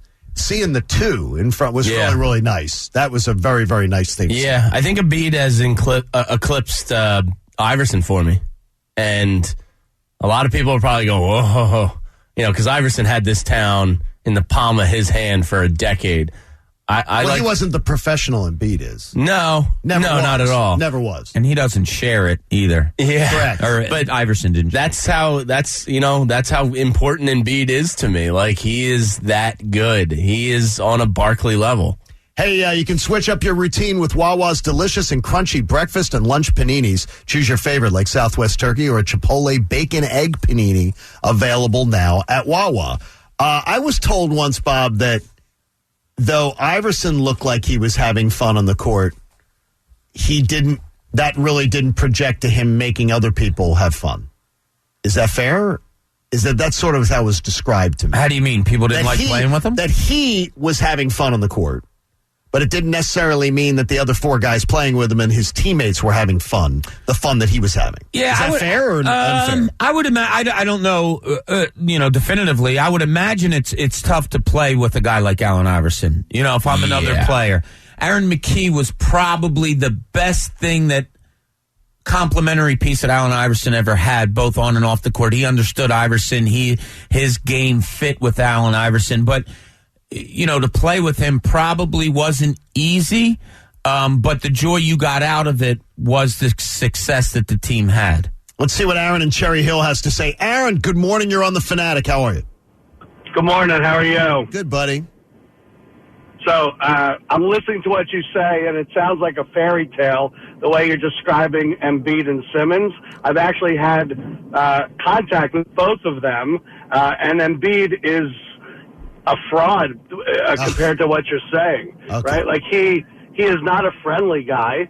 He just. What kind of contact do you have with him, Aaron? Aaron, tell us more about it, because I can tell you I've heard 25 interactions that sound nothing like yours. Yep. So I was working at a fundraiser, a nonprofit fundraiser, He was one of the speakers along with Al Horford and Elton Brand, and those two were great, right? He shows up late in sweatpants and an old sweatshirt to this major fundraiser.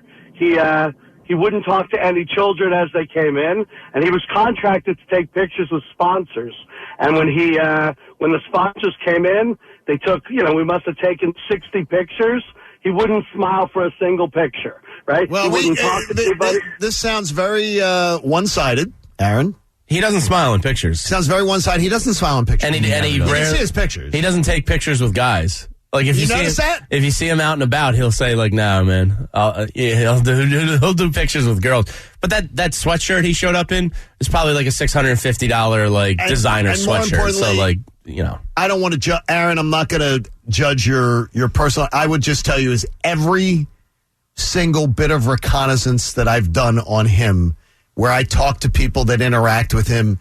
A lot of national media people who interact with him. Everybody I've heard a completely differing opinion on him. Yeah. So that's... Oh, I'll judge Aaron. I can't believe an adult actually comes on here and says, I saw him once and he acted like an ass, so he's not a good guy. I mean, grow up. Seriously, fine. I mean, you're calling a show...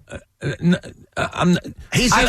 was around the guy for 4 years. And more importantly, as Aaron says, what I would just get on is, he's a complete fraud.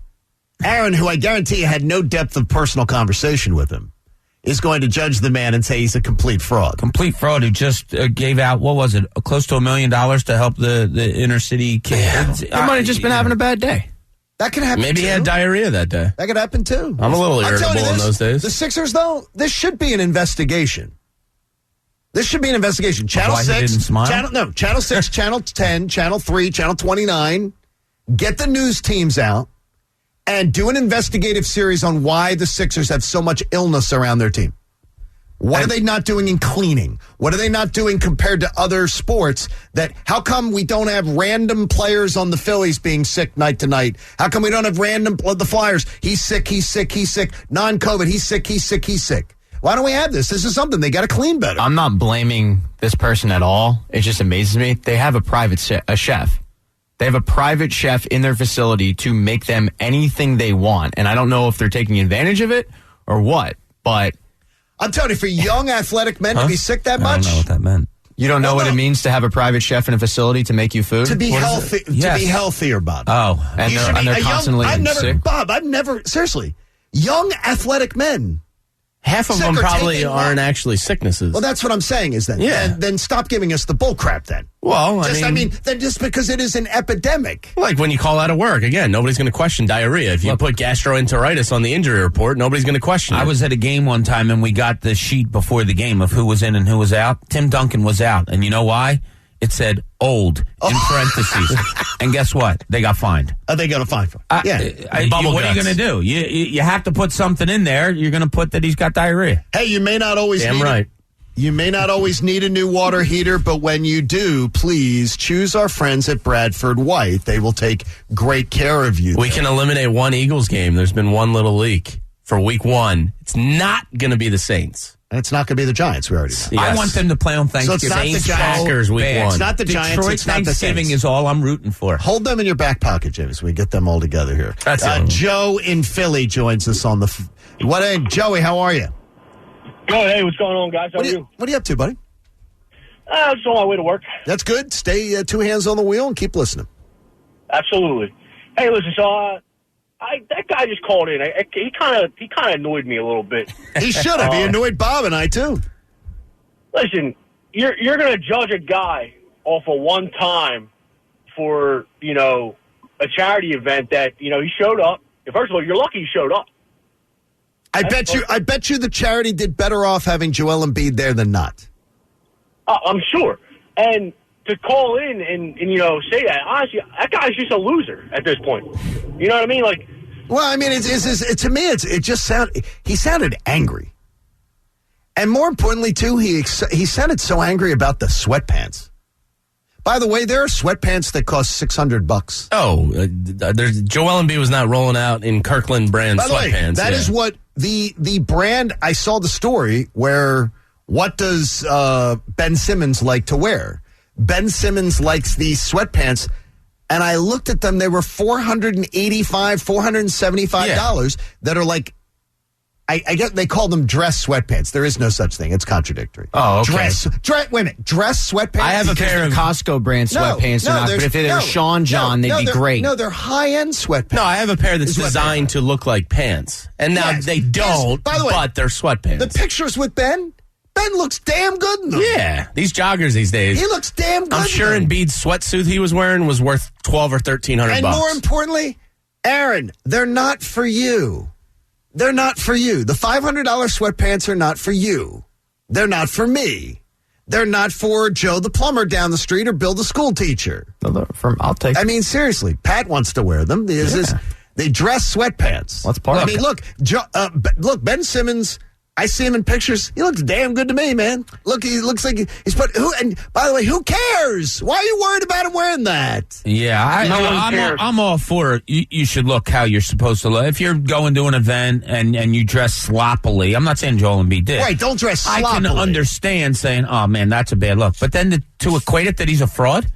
He's a complete fraud. Complete fraud. Aaron brought up an event. I just can't believe an adult would make a phone call like that. He doesn't smile in pictures. Like, that's just part of his personality. To defend Aaron a little bit, to defend the caller a little bit. Okay. It is a buzzkill when you're looking forward to meeting a local celebrity or something like that, and they end up being kind of a jerk. And you're an adult. You're an adult. Why are you seriously? That's what I don't get. If you're a little kid, Pat, I get you. Well, Aaron seemed irked that he didn't interact with the children much. Right, and he's trying to say that first of all, there's not supposed to be. You don't know any details of that event. No, I don't. And one thing I can tell you is too, there's a lot of times where you get these people to agree to do an event, and they haven't told them everything they want them to do. Sure. And they say to you, can you come to this event? Can you say a few words? Can you pose for some pictures? And then when they get there, they're like, oh, by the way, could you do this? Could you do this? Can you do this? I have seen this with athletes 1,000,000 times. It's for the kids, John. And they're like, could you also do this? There's some kids here. By the way, my kids are here. Could you take a picture with them? It's for the kids. It's a lot of times the old bait and switch goes down pat. Hey, we want you there. I got to wonder though, who wounded Aaron in a previous life though? It just cracks me up. And look, I don't mean to come down on Aaron, or whatever. I think it's ridiculous, his phone call. But it just makes me laugh that adults expect things out of professional athletes. Like, I asked him to take a picture and he said no.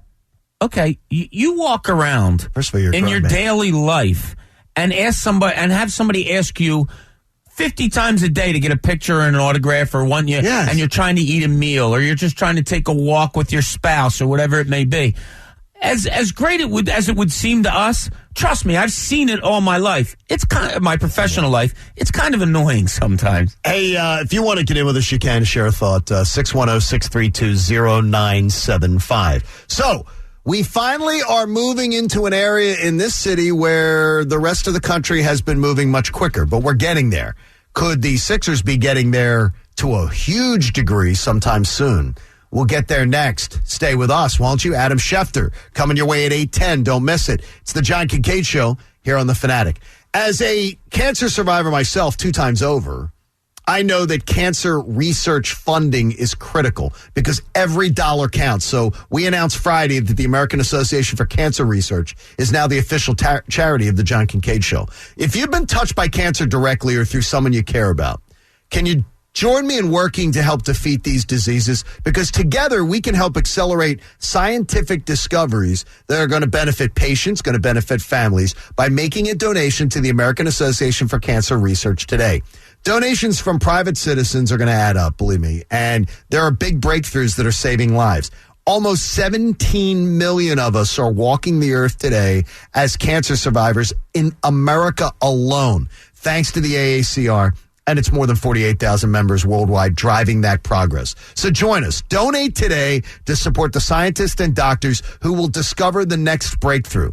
Let's give hope to cancer patients and their families. Donate online right now at aacr.org/fanatic. That's aacr.org/fanatic because cancer is going to touch your life at some point, and cancer research saves lives. 97.5 The Fanatic.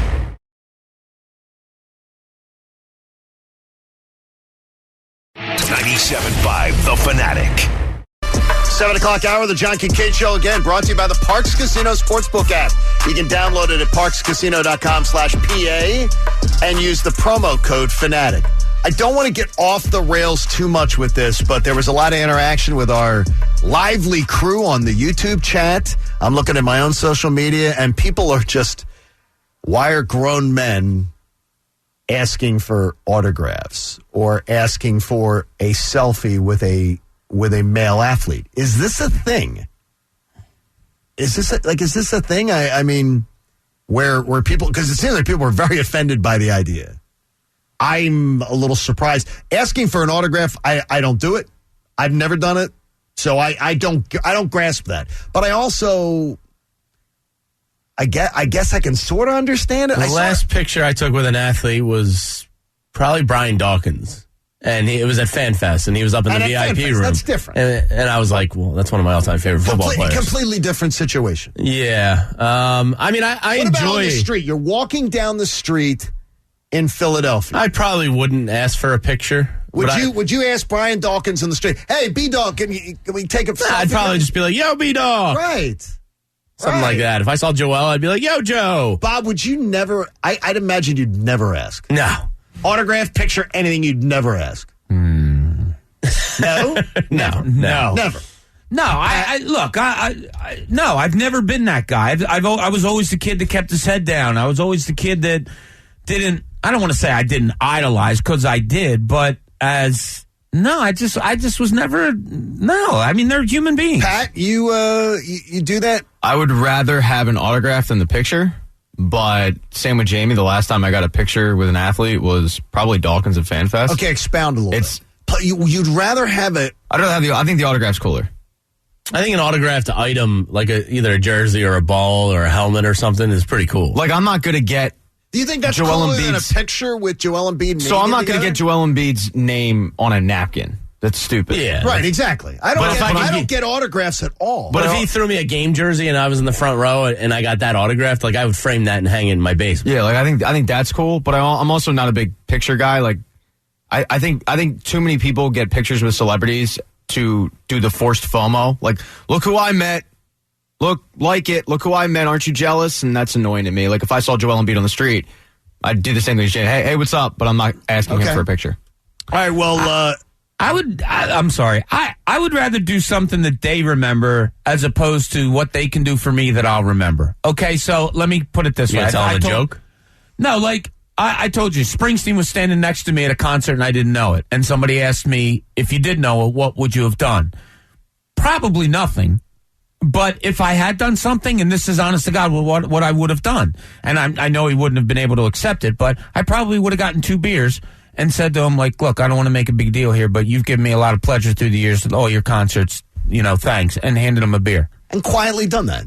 That's all. I would have no problem. I would rather him remember, oh, wow, that was a nice guy from Philly bought me a beer one time. That creepy guy bought me a beer backstage. And he roofied it. He wrote a whole album about that interaction with Bob. I don't Thunder Road. Like, Egan says getting an autograph and stuff like that. My whole thing was, and okay, call me what you want to be. I get it. Why? What do? Pat, if I go over your house, oh, wait, hold on. Look, I got an autograph here. Oh, nice. I just think it's cool to have. Yeah, I think it's cool to have. When I was a kid, I used to write teams. I don't understand it. But the thing is, though, there are other things I don't understand that I like or somebody else might not like, so I don't knock people for it. I just don't get it. I don't understand it at all. As a kid, I used to literally send teams. I remember I got an Eddie Jones autograph back from the Lakers. I used to send teams to the PR department, and chances it found the actual athlete were slim, but occasionally you would get something back from an athlete, and it was like the greatest day ever. Like, really? Eddie Jones signed a card or something. I forget what it was. I lost it over time. Wow. But, like, getting that back in the mail as a 10-year-old for this Temple kid that I idolized, like, it was awesome. So it kind of sticks with you, I think. Yeah. It's funny. I told you guys a story before. Wilbert Montgomery was playing basketball on the court that I always played on. It was an outdoor court where local athletes went or whatever. He came by one day, or a couple of days, and we were playing on the court. And I was about 12, 13, and he liked the way I played basketball. I never said anything. I knew it was Wilbert Montgomery. I just played the game. So you didn't acknowledge that it was Wilbert Montgomery? In my head, I knew who he was, and I thought it was cool that I'm playing. No. Really? And then one day after we got done playing, like he saw me go through these woods to go home, and he said to me, he goes, dude, where do you live? And I said, I live, back through there. He goes, let me give you a ride home. And him and Charles Johnson, who was a nose guard at the Eagles at the time, they put me in a convertible car, and I got to sat on the seat in between them up in the air, and they drove me home because they were just... I guess they appreciate. Can you drive by this girl's house real quick so I look cool? I mean, maybe they appreciate, and maybe this is what stuck with me, that they appreciated a kid that didn't. Oh my God, you're Wilbert Montgomery. That just I was there to play basketball and have fun, and that's what I did. I don't know why I have the mind frame that I do, but that's why that's what why I we're have. all different. Exactly. The one thing I've learned though is in life as I've gotten older, because it most certainly has changed, is the idea that what someone else is into as far as their hobby or their. It's just because you don't understand it doesn't mean that it's not great. What'd you get? Bob, I just got an autograph. To Bob, you're a real home run, Pat Egan. Oh, I know. That's gonna make his day. That might go up in the. Pat, that's gonna make his day. Yeah, I don't just give those out, Bobby. Hey, I hear you. That's not making my new man cave, but it is nice though. I didn't get one from you. Hey, discover the benefits of a K-12 public cyber education. Commonwealth Charter Academy can provide your child or grandchild with an education in the safe confines of your home at no cost to you. Inquire today about fall enrollment. Visit ccaeducate.me today. The safe confines of your home. We are not responsible to be there anymore because, thankfully, we are opening things up. We will be at 50%. The Phillies will be at 50%. Sixers will be at 50%. June 11th.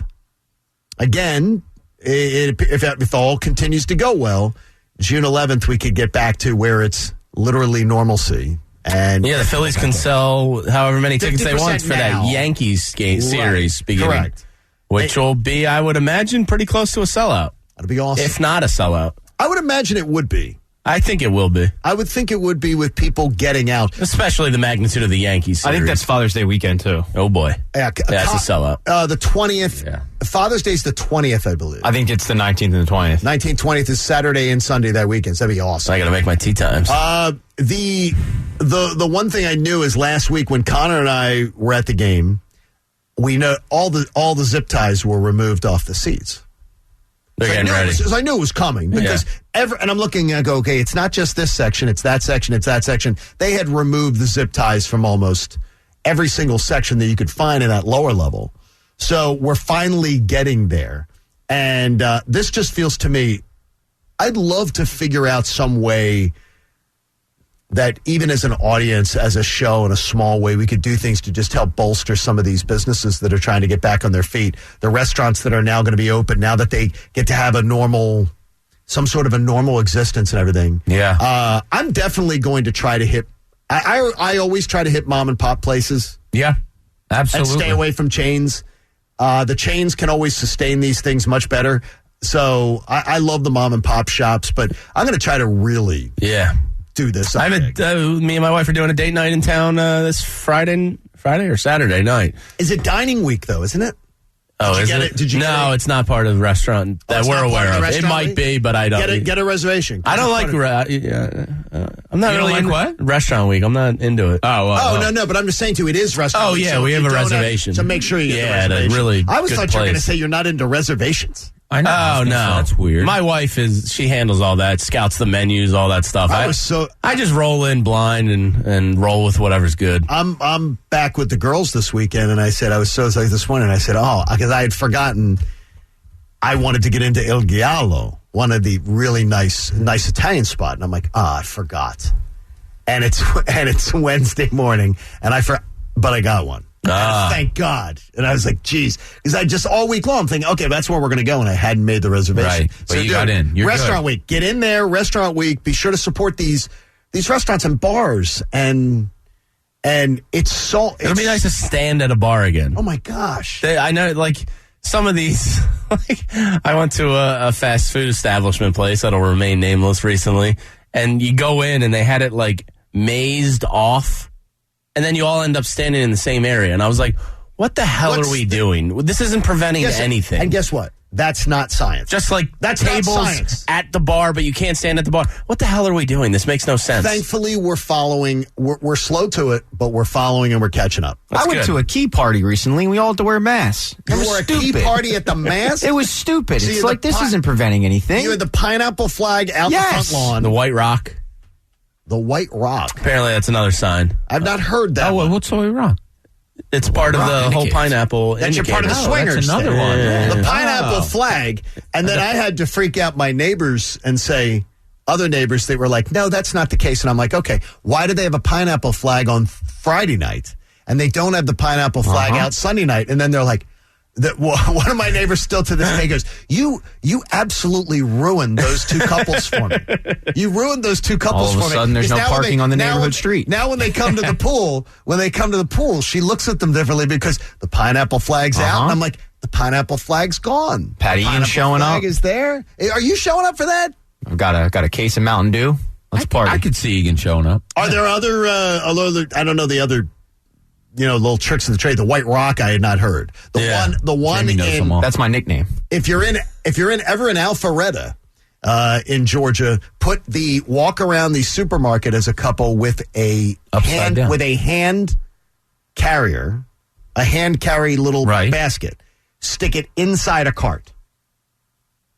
That's a sign? We had the listeners give us they gave us every single one of the codes. Oh, how about that? Go on a Friday night or a Saturday night, and go bring the basket, put it inside the cart, and don't have anything in your cart.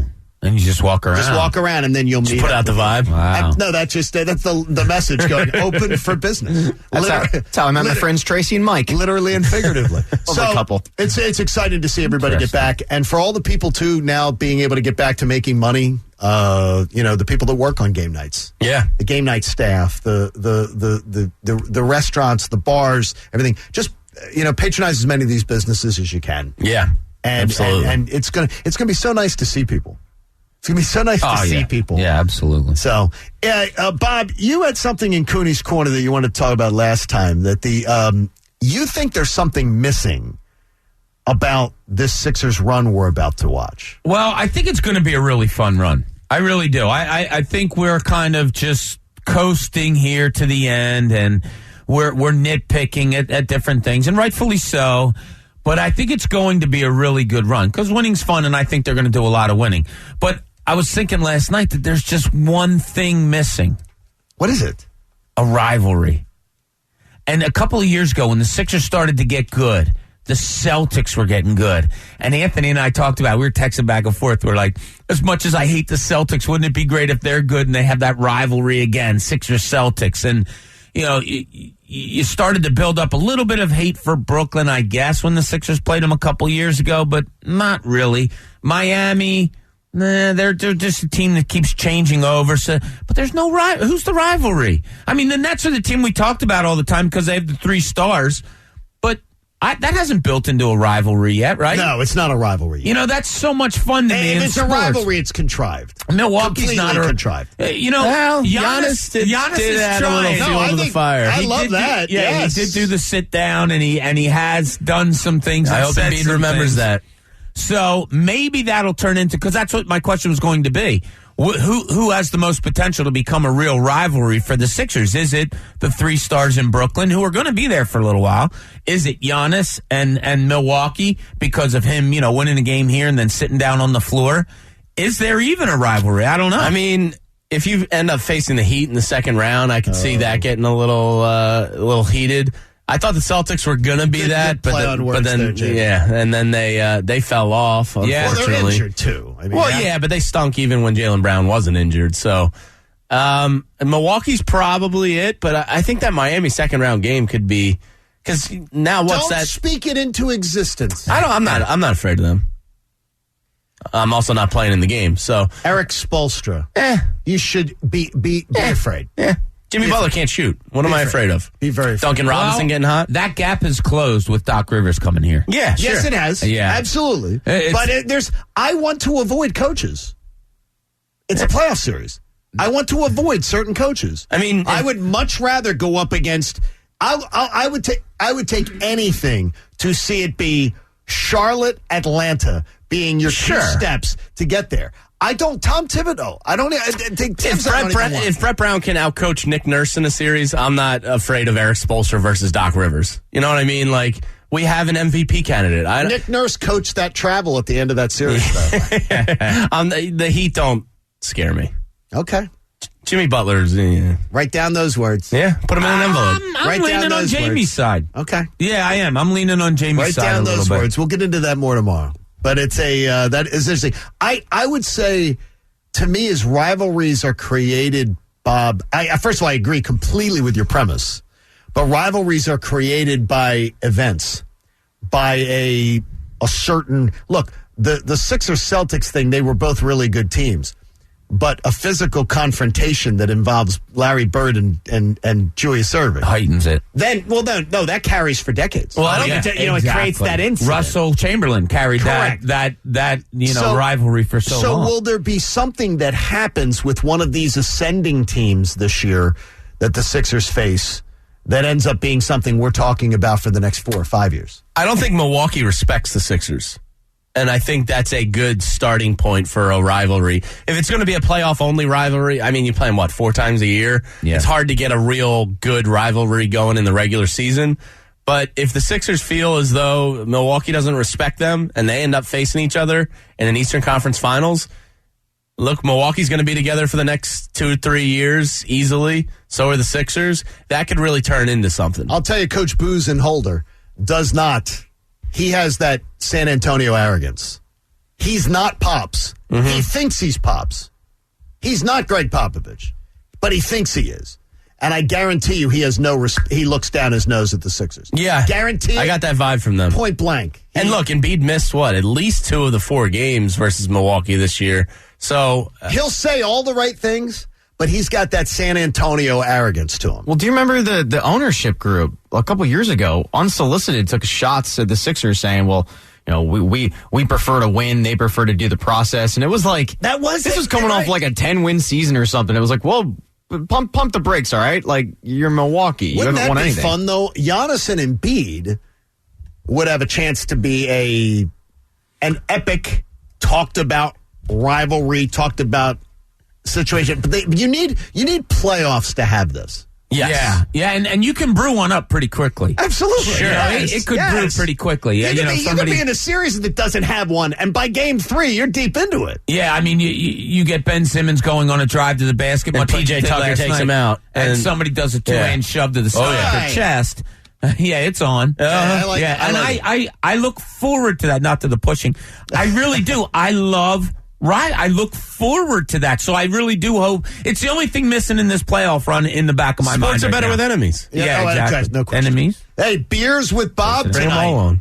No, there's friends. Oh, yeah. Beers with Bob is a friendly event. Oh, it's a great event. Tonight. Is Chunas graduated from rat status? Is he? Chunas is no longer the rat. All right. He's been, and I've been told by the 2 ladies in my house that is off limits. What's that? They're Chunas fans. Chunas has a lot of female fans. They're Chunas fans. So I've been told to cut it with the rat. He is not the rat. Yeah. I mean, he's held in high regard in our house. Well, usually handsome men are more likely to be rats than the ugly guys, right? Yeah, but guess what, though? They don't. Snakes. I will tell you that the women in my house do not care. They're fine. They'll take the villain. They'll take Egan, the villain. move out. Chunas fan. I'm a Chunas fan. Jamie, I can't believe you're missing OTAs. Yeah, this is, by the way, Mother's Day. There's always OTAs leading up to Mother's Day. Yeah, it's usually like this week. No, it was last week. Yeah, last week. It's right around this time. You're missing OTAs? I'm not missing like the practice updates and stuff, but I hope you're not missing that. It's the spring little itch, I knew how to quit. Yeah, seeing the guys get together in shorts and pads down at the center, seeing the rookies in there, meeting the new guys. It just gives you a sense of football's, it's going to come back soon. And I miss that. I miss seeing them. And it's clear players don't like OTAs. They don't want to do OTA. At least the veterans do. And I was curious, is it ever going to return to the way it was? Because this NFLPA is going to... Yes, because the agreement is just starting. Okay. This goes back. Yes, because the Players Association, the agreement they signed, is just starting. This is just the beginning. This thing goes for many years. I was hoping this wasn't going to be like one of those. Oh well, we've done it for 2 years without it, so let's just. Oh no! I like seeing them back in the building. Coaches are going to want them back in the building. I want a little clip of Devontae Smith running a route. By the way, they gave them 3 more days. Stupid. They gave them 3 more days off. I think because of the 17th game. Yeah. I believe players got 1 more week of away from facilities during the offseason. And I think they got 3 more days where they're not in pads or something because of the 17th game. So there's always give and take. If the NFL wants to go to an 18th game, Jamie, you may see less of it. Yeah. Like there's always give and take. Sure. The owners gave up something. I don't remember the exact details, but they gave up some practice time, gave up some time where players are allowed to be away from the facility. Yeah, These guys work like beasts for the most part anyway. Yeah, they do. I just like seeing them together. You know what I mean? They're getting together. Most of the good teams, they get together. I just don't like, I can say I don't like the passes are very crisp this morning. And he completed 9 of 11 passes. Yeah, I don't need that crap. Oh, my God. Just show me a video of Devontae Smith in an Eagles shirt and shorts walking out on the NovaCare field. Okay, yeah, I get you. You know what I mean? Like, it's just like, football's going to be back. I get you. I hate him.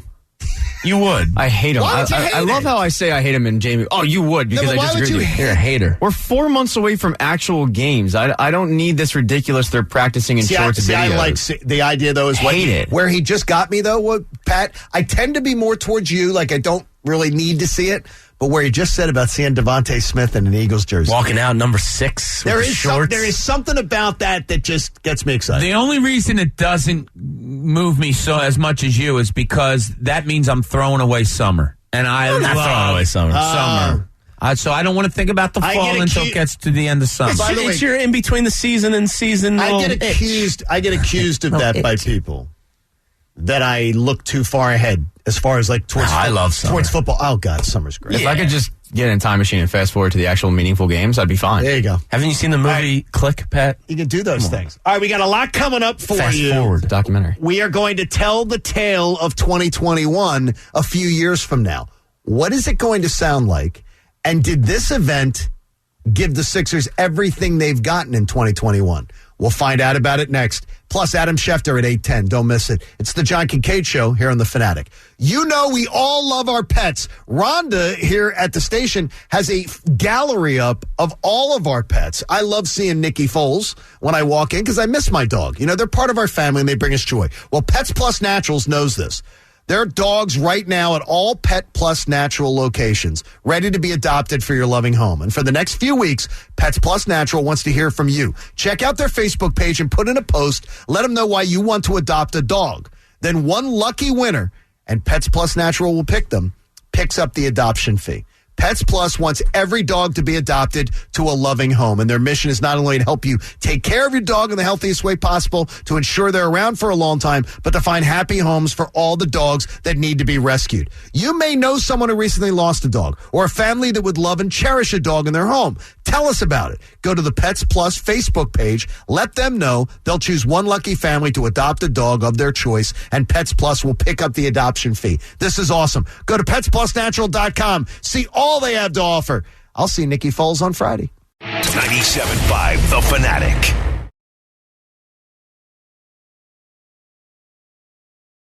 .97.5 The Fanatic.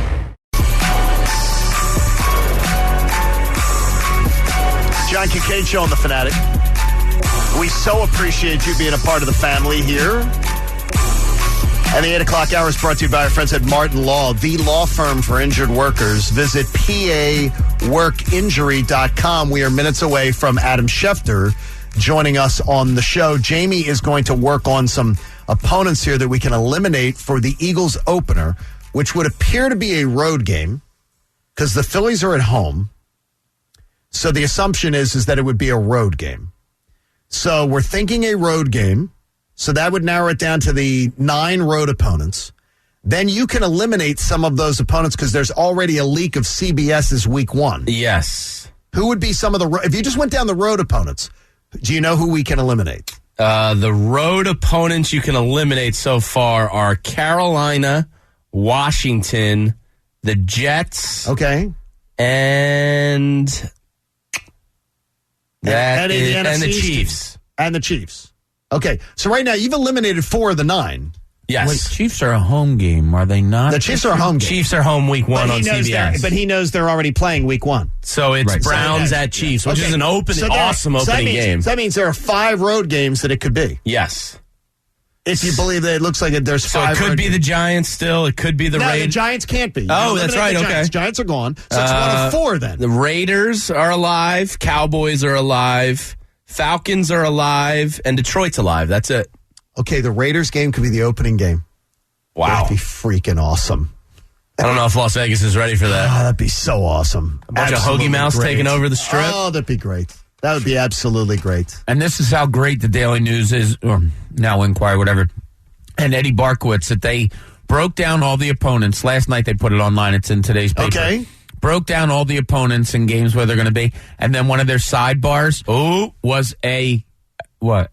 It's out. Zach Berman's got it. Opening game. You want it? Yes. It's not Vegas. It's not Vegas.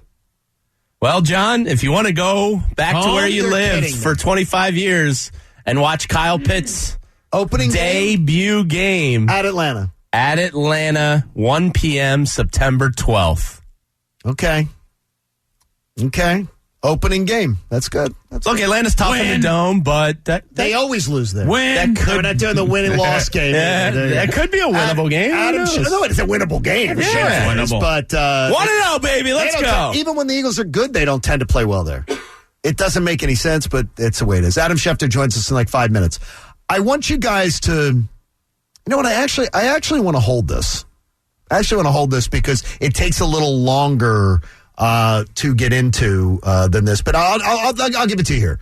The week before Thanksgiving, the 2021 76ers season began to take shape. The team traded Al Horford to the Oklahoma City Thunder. They unloaded his contract and a few draft picks and received Danny Green in return. That flexibility allowed the Sixers a day later to add Seth Curry and 2 days later to add Dwight Howard. So in a 48-hour span, you lost Horford, and you added Danny Green, Seth Curry, Dwight Howard, which helps lead right now the Sixers to the top perch in the Eastern Conference. When we look back and tell the tale of 2021, are we going to go back to that week leading up to Thanksgiving and realize that Daryl Morey just feasted on the competition, no pun intended, Thanksgiving week, and that the Al Horford unloading to Oklahoma City is what caused the Sixers to go from being the 3rd or 4th favorite team in the East to being the Eastern Conference champions? Bob? I mean, I looked at all the dominoes and how they fell because I forgot some of the order that things went down in. Yeah. Are we going to look back at Al Horford being gone as being the biggest thing that happened to this team in that offseason? That helped build 2021? Yeah, I think so. The fact that they were able to unload that contract and the fact that you were able to bring pieces back that this city has been clamoring for years. Need shooters, need shooters, need shooters, need shooters. And Daryl Morey comes in and basically, takes a towel and rings it, and boom, there it is. It's pretty phenomenal. Pretty phenomenal. Getting Dwight Howard, terrific move. Their offseason made what they are right now. We can talk about the step up of Embiid, and then that's obviously a huge play. But the way they addressed this roster and what they added and took away from, it's the story of the offseason. But no question. Embiid might not be taking that step up if he doesn't have the spacing that Danny Green and Seth Curry give him. It changed everything. To think that they got an expiring contract, championship caliber player in Danny Green for Al Horford is mind-blowing in hindsight. It really is. That was worth every penny of Daryl Morey's contract just to get that done. I still can't believe that they did it. I can't either. I can't believe, but then again, I couldn't believe that the Sixers, and I guess Elton Brand gets the blame for that, ever wanted Al Horford. Yeah. And paid him what they paid him. I believe there was some stupid money. Analytics guys that are no longer here that were driving forces behind the Horford signing. Is that giving Elton cover? No, I mean, it's a terrible it's not an excuse, but I don't know if Elton was the driving force behind the signing. I think maybe he went along with it. It's not an excuse. This terrible contract. That was a terrible contract. It was a 3.5-year terrible contract. Terrible contract, terrible move. I would still like to see another coach try to make it work. I wouldn't. I'm good. I saw. I think I saw 7. I saw 7 or 8 years of Al Horford. I have no reason to ever. I didn't want to see any of it. When I saw him be a Sixer, I'm like, are you kidding me? I think it could have worked a lot better than it did, obviously. Oh. Hey, nobody should have to pay for one-size-fits-all insurance coverage. Liberty Mutual customizes your car and home insurance, so you only pay for what you need. Check it on out. The whole 17-game season is also throwing me off. Yeah, that's weird. The non-symmetry of it. Yeah. It's going to be 18 next year. Who are we kidding? No. It has to be 17 next year, they said. Oh, it's 2 years. It has to even out. Right. The home and road. All right. So in 2 years, it'll be 18. So in 2 years, it can be 18. Yeah. The non-symmetrical aspect is weird. Just does give you the little bit there. Not bad, though, if you say Zach Berman, first to have it there. I believe Zach so, Berman with the Eagles opening at Atlanta. That is a... it's not bad. No, it's not a bad... Devontae Smith versus Kyle Pitts? Not a bad matchup. Not a bit. If they put Devontae Smith on Kyle Pitts is going to have a great day. It's going to have a great day. Yeah, I don't think he can physically match up with Pitts. Wait, why are you going to put Devontae Smith on your defense? Oh, he might be your second-best cornerback. He could very well we don't know. They don't have a second-best cornerback. He could play center field for the Phillies for all we know. By the way, gentleman was asking, I don't remember who it was asking, are we still committed to getting the new a Devontae Smith jersey? We were committed to getting a Chase or Pitts jersey is what you and I were committed to. I'm getting a new jersey because I don't have one. I don't know. I think Devontae Smith will probably be it. I think he'll be the top-selling Eagles jersey by about week 3. I think Dickerson's going to be a big seller. Do you? Yes. If he's number 69, yeah, it'll be a big seller. I think he's 62, isn't he? No, I mean, not 62. He was 69 in Bama. Yeah, I know, but I don't know if that's the number. I think you can look and see. Was Matt? I think you can look and see what the number is. I think. See what the number is there. It was John Runyon, obviously. Exactly. Yeah. If it's Matt Pryor, get lost. You know, what do you think? You guys just say, get out of here? Yeah, get out of here. You're not 69 material. You can't have that. You're not allowed to have that number. He would say that to him, like walk up to him, say you're not 69 material. Well, that would make for a very uncomfortable conversation right now. Hopefully that's not the first conversation they have. Oh, my gosh. So we'll get more from Adam Schefter, who will join us here coming up as we have a chance to catch up with Adam on the Comcast Business Hotline. Yeah, Pryor 69. Get out, My name's Adam. You think Pryor's been here? No, I know. Come on now. But Dickerson's he's a better fit for 69. I don't know that they're going to let you. Well, you can always buy these things. You can. You can go buy them. What's Bob? I'm just looking at the Fox schedule. You getting more information? Oh, you got the Fox schedule. The Fox schedule's out, too, yeah. Ooh. What, for week 1? Yeah. Well, we already know, 1 o'clock. Right, I know. I was just Eagles-Falcons. I'm just so let's go to it. Get some more. Here is Adam Schefter joining us on the Comcast Business Hotline. Don't just bounce back. Bounce forward with Comcast Business. Adam, we already got the news from Zach Berman that it is going to be the Eagles opening at the Falcons. Yep. In Atlanta to start. Yeah. Yep. Interesting matchup because you wonder, first of all, whether Julio Jones will be playing for the Atlanta Falcons in that game. It'll be Kyle Pitts' NFL debut. And then, obviously, Philadelphia unveiling all its talent that day, all its new talent. And, it's a tough matchup in this sense. Arthur Smith takes over as the head coach of the Falcons. And so there's not a lot of game film. And I know you could say, well, they'll go back. Of course, they're going to have to go back and put together all the Tennessee film from last year on its offense. But I always think that when you're a team that gets a team that hired a new coach and is installing new systems with new personnel, I think that's one of the toughest games to prepare for. Does when you have Sirianni, though, in the same situation, right? I mean, does that sort of balance out?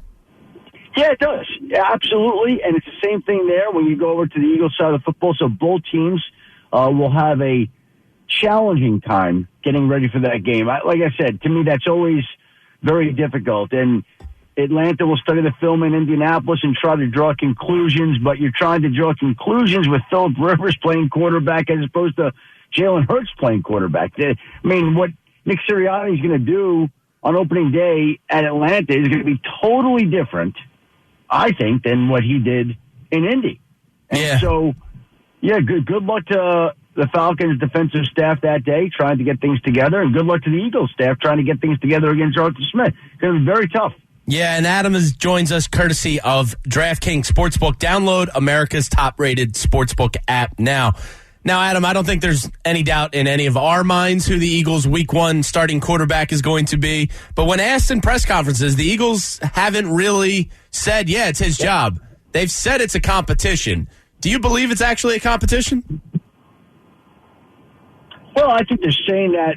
I mean, who's the other quarterback? I'm just trying Joe Flacco. Joe Flacco, right. I mean, yeah, listen, the coach says that, and you just have to see, like, there's still unresolved quarterback situations in the league. There are just situations floating out there. What's going to happen with Aaron Rodgers? What's going to happen with Deshaun Watson? What's going to happen with all these guys? What's the fallout of that? How does that impact their teams? And so, yes, as it stands today, they will compete, but I think that Jalen Hurts wins that starting quarterback job. That's nothing revolutionary. Everybody, I think. No, not at all. But I just found it interesting they haven't committed verbally to him. Well, but that's a new coach trying to install his culture and change the culture and make sure it's how he wants it to be, and nothing's going to be handed to anybody. Plus, as much hope as they have for Jalen Hurts, I mean, and I don't mean this in a disrespectful way. Did he do anything the first year that you say, oh, he's locked in as the starter, we're not touching that spot, it's his job? I mean, that's when Joe Flacco's the door behind door number B or whatever it is. I think you have. And that's just me.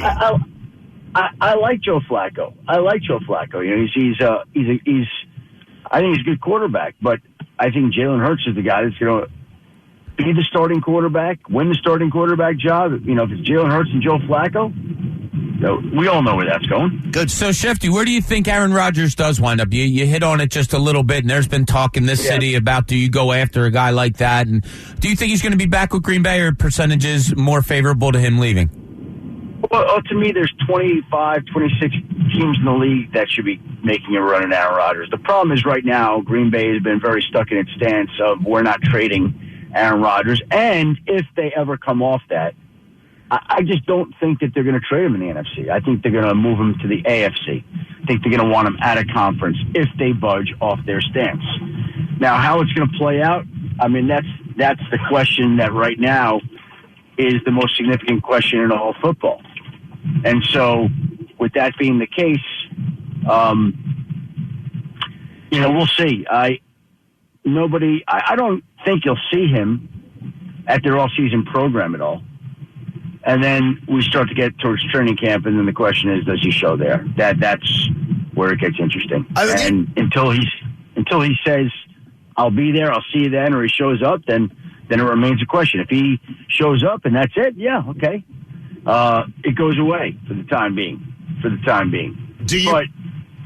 Do you put any credence into the discussions that media members are floating out there that the Eagles would be the perfect match to go try to get Deshaun Watson if Houston wants to move him? Because there's mathematically no way they could do it this year. So it would have to be next year because there's no financial way that they could ever pull it off. Well, on Deshaun Watson, and again, it's another one where nobody knows how that's going to come out, right? Right. I mean, we don't know what's going to happen legally with him. And I don't know how that's going to play out. I don't know what the league's going to decide. I don't know what's going to happen legally. Oh, boy. Hold on a second, guys. We might have some breaking news. Give us the Eagles schedule, Shefty. Dun, dun, dun, dun. He's reading a tweet. This is exciting. Adam's reading a tweet. There's something breaking right now. He's got to go. Okay, no. I'm just dealing with one of my bosses. Okay. Aaron Rodgers to the Eagles is not breaking right now. Just so we get that clear, correct? Yeah. All right, yeah. He's got that. Okay, good. We know that one. Adam, if you had to get... are you good? Yeah, well, I'm dealing with something, but gosh. If you had to guess, is a large majority of the schedule going to be leaked before tonight's special on air? We see week 1, right? Yeah. Being tweeted out. Yeah. So There you go. We see week 1 now being tweeted out. Yeah, I mean, week one's out. We have the Fox schedule. The Eagles have even, announced. And the ESPN first Monday night game is Ravens at Raiders.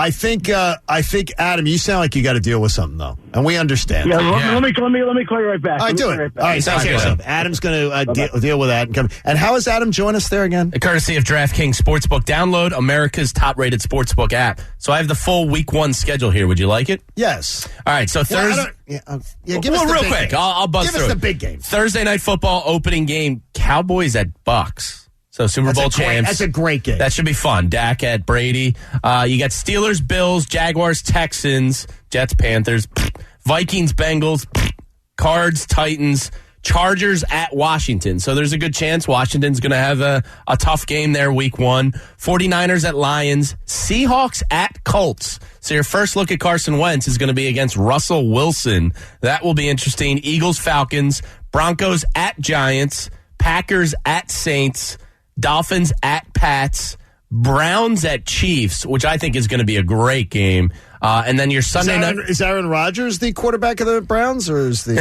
We'll see. Sunday night football is Bears at Rams. Interesting. You get Justin Fields on Sunday night football. I'm interested in seeing that. And then the Monday night game, as I just said, Ravens at Raiders. Okay. Some decent games. A little lackluster at times. There. I don't have any problem with that. I mean, it's football. I don't care either. Just smack me in the face with it. But I like that. What do you think? What do you think Adam's dealing with there? Maybe schedule release stuff from his boss. Like, is the you're getting beat here, Adam? A little speculation. Start leaking. I wonder about that. Are you getting when? I wonder. Did these guys get ridiculed by their bosses when? Hey, wait a minute. Why is Zach Berman? Getting this? Why is this person getting this? Yeah, he might say, "Hey, start leaking. Start leaking anything you You start have leaking because." I guess there's counter programming from the executives who want the primetime special. But that's the other thing is they have the special. So do you want to leak who has the special? NFL Network or ESPN? NFL Network and ESPN. Yeah, they both do. Yeah, so Adam's hands are probably tied a little bit. You can't. What's the point of having? And they will have their analysts saying stupid, hitting right there, going, "Let's play the one-loss game." Hey, Jeff Saturday, what do you think about this? There's Jeff Saturday. Well, that one will be a loss, and then I think they come back with a win the next week. The dumbest exercise that goes on in the history of sports media. Let's predict. We should do, and tomorrow we will play our own game. Instead of that, I've got various things that we can do that are just as mindless. Tomorrow on the show, we will have. Oh, you're getting trash talked from Atlanta. Oh, I know. I'm already. Brian Finneran's hitting you up. Yeah, Finneran already put it out there. Yeah, we'll have it there. Let's. Adam's back with us. Adam, we appreciate it. We should expect the Deshaun Watson stuff. Would it shock you if he ended up an Eagle because of their draft capital next year? Well, again, no one knows where he's going to go. I think his future in Houston is murky and clouded. Okay, and so how is that going to resolve? Look, if you're the Philadelphia Eagles, of course you'd want to be interested in Deshaun Watson. Of course you'd want to be interested in him. Okay. That didn't tell me anything. Right? I mean, if you're looking at teams out there in the NFL, I mean, obviously Howie Roseman's been known to be a mover and a shaker, right? Roll the dice guy. Yeah, again, you're going to inquire on everything, whether it's Aaron Rodgers or Deshaun Watson. You're going to do that, right? Right. Every time. So, again, to me, you have to look into all those things. If Deshaun Watson is going to be moved from Houston, why would you not do your due diligence and check into it? Okay. They just don't have the money that can come even close. I mean, that's it's almost a moot point. But Chef, the schedule thing? John talks about how it's so stupid to do the wins and losses. The win-loss game. And we look so forward to it here in Philadelphia. What do you look for? This sounds silly, but when the schedules come out, what do you look for as far as what interests you in scheduling?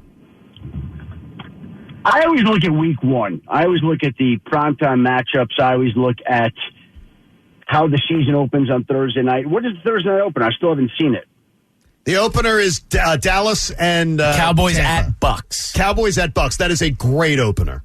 Spectacular. That's a great opener. Yeah, that to me is something that we all can look forward to. Dak Prescott back, high-powered offenses. There you go.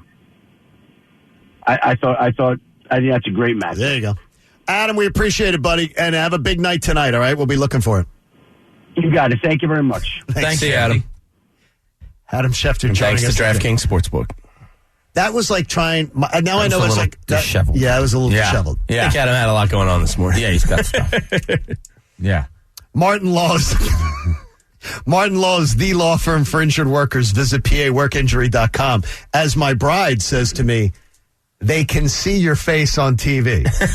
As she can read my face as to like how annoying that is.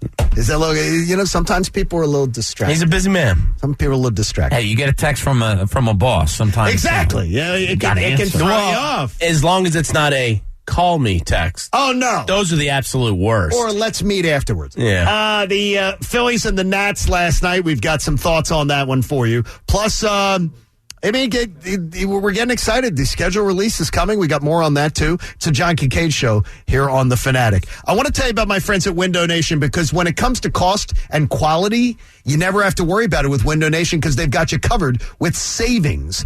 You can compare their windows to the national brands. They're going to give you the same, if not better quality.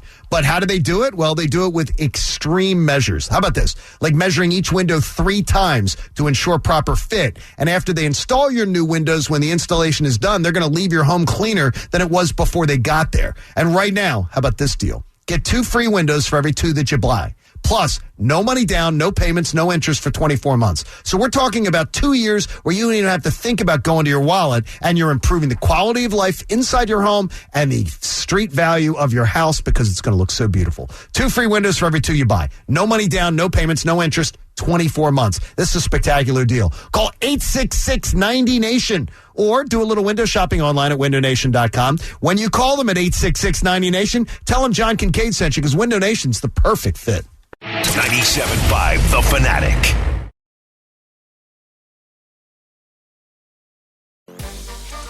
We have a unique chance to make history right here in Virginia. On June 8th, we can elect Jennifer McClellan to become the first Black woman governor in the United States and put a new leader in office who fights for us all. She spent 15 years in the Virginia legislature, protecting voting rights, fighting for healthcare expansion, and trying to build a brighter future for all Virginians. The experience she brings as a Black woman, a working mom, and a community leader is crucial to her ability to listen, solve problems, and always uplift the voices of those who have been ignored. This is the perspective we need so that no one is left out of the recovery. Let's go boldly into the future of our Commonwealth. Vote early for Jennifer McClellan for governor in the Virginia primary election or on June 8th. Paid for by Care in Action. Authorized by Jennifer McClellan for governor.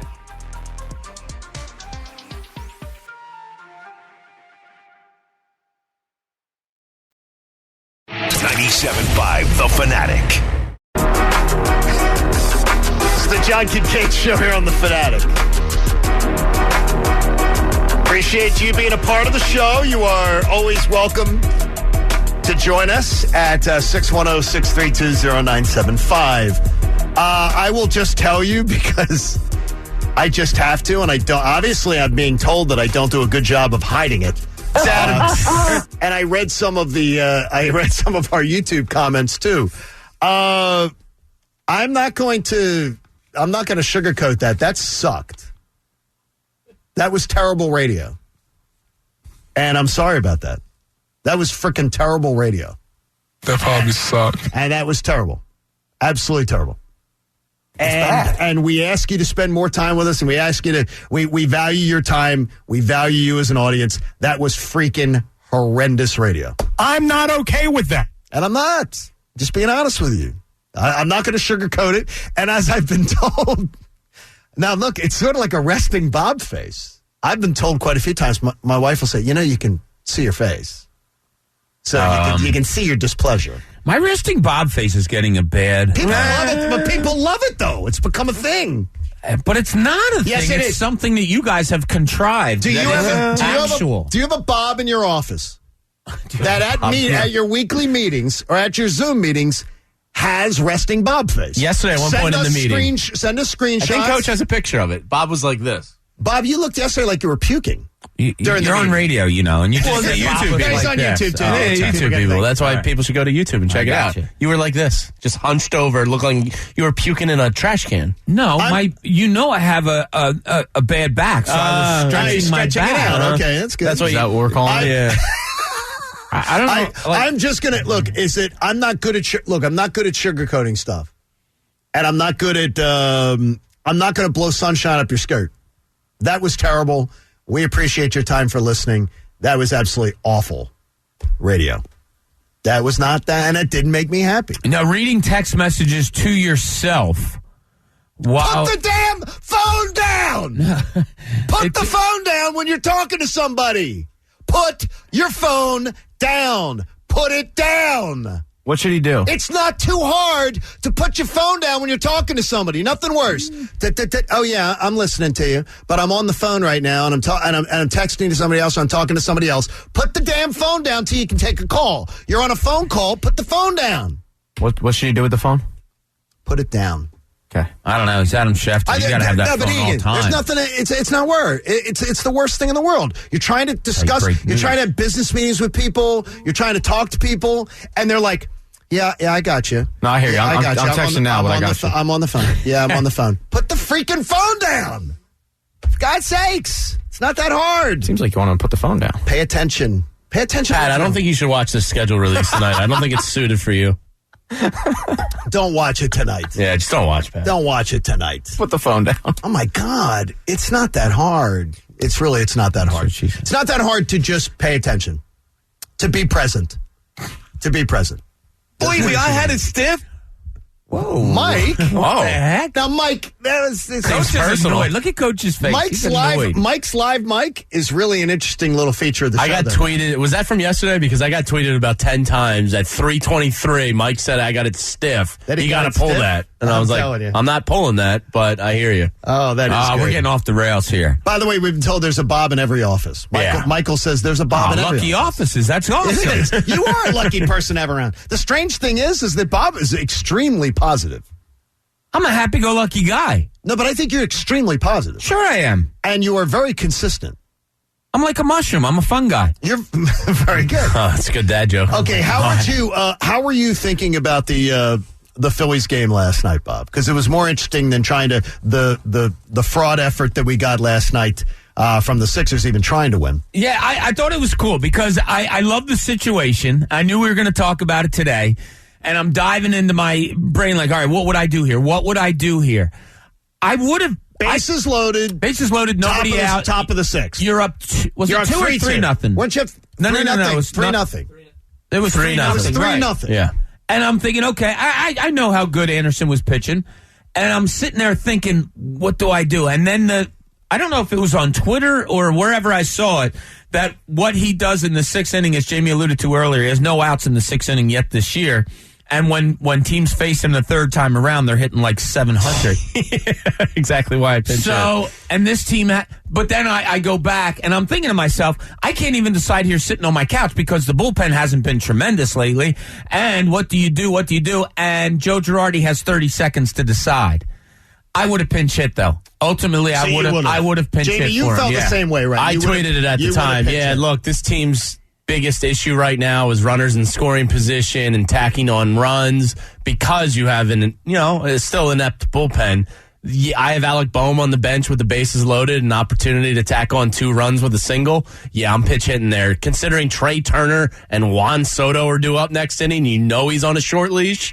I mean, it's not a capital offense. I'm not outraged by it, but I thought it was a missed opportunity. It's annoying. 15. It's certainly what I would say is, Pat, is that one starter for the Phillies this year, other than Chase Anderson, had gotten 15 out of 16 outs. Yeah. And it was Zach Wheeler last week in a complete game. I honestly would have. I'm letting the kid hit, and it doesn't seem like the move. I'm not yanking. I'm not doing that. I am too. I'm letting him hit. But if you're on the fence about it, which obviously Girardi was, because he gives up a home run, Then he walks Juan Soto. He's not walking Kyle Schwarber, who's hitting my weight. He's walking Juan Soto. A guy who walks quite a lot. And he, other than that, he's cruising. So then you yank him because you have such a quick trigger with the I need to get to the bullpen. It's like an itch. What are you doing? At that point, Jamie's right. If you had, and you knew that you were going to have him on a short leash, then just pinch hit him. Yeah. Because in that situation, what was going to happen? Like, if you're that on the fence, absolutely correct. You should have. Nothing told you that he was wavering, struggling, and if he got them into the 7th, then they probably don't waste Coonrod. Now, Coonrod, Alvarado, and Neris are done for today. Okay, let me go back to where we were at before. The idea of that we said show confidence in a Vinny Velasquez. Show confidence in pitchers by giving them a chance. When they're showing you they're doing good, stick with them. I had a buddy text me that last night. I believe in it, but I believe in that. And last night, that was a hell of an effort. I just don't think Chase Anderson's earned that right yet. I think if he goes out with 5 scoreless and retires 15 to 16 batters, that's a small baby step of confidence. It's better than any starter gave you all year, including Aaron freaking Nola, but he's recorded who I'm constantly told is an ace. 0 outs in the 6th inning so far this year, and as Bob just said, his stats the third time through a lineup is horrifying.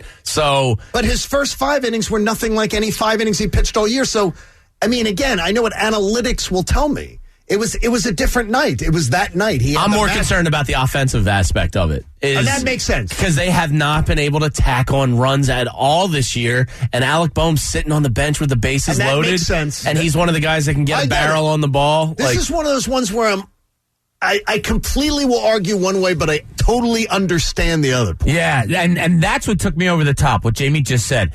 And John, it ties into what you said. You want to see what a Chase Anderson can do, what Vinny Velasquez can do. Like, let him go with 6 innings. My overriding point that took me to the side of pinch hitting for him, I would rather see what Alec Boehm would do in a bases loaded, nobody out situation, because Alec Boehm's going to be here for years, than Chase Anderson, how he's going to carry. So that was just my feeling, and that's why I would have gone for it. They all make sense. Yeah. Both points of view make sense. And the fact that this offense has not put the foot on the throat of people except one game Friday night, last Friday. Yeah, right. They need all to do year it. long. We haven't seen that. And look, I think everybody's guard is up with Girardi right now. Like, people are real. Look, he still hasn't had a full major league season with the Phillies squad so far. Like, he's still pretty young in his career, but I think everybody's antennas are up with him. So any move that is questionable or 50-50, people are going to go, it worked out for you last night, Joe, but we got our eye on you. Yeah, but I mean, now you need Wheeler to basically do what you need 7 did last week tonight. Because you've just burned. You don't burn your bullpen in game 1 of a series. That's another reason why you don't. And he does this over and over again. But you do expect to use your bullpen when it's a Chase Anderson game. Expect it. Okay, but if he's giving you what he gave you last night, that's not the night. Like the whole argument of he hasn't recorded out in the 6th. I mean, he barely got an opportunity to last night. If he gives up another hit or a walk after that, fine.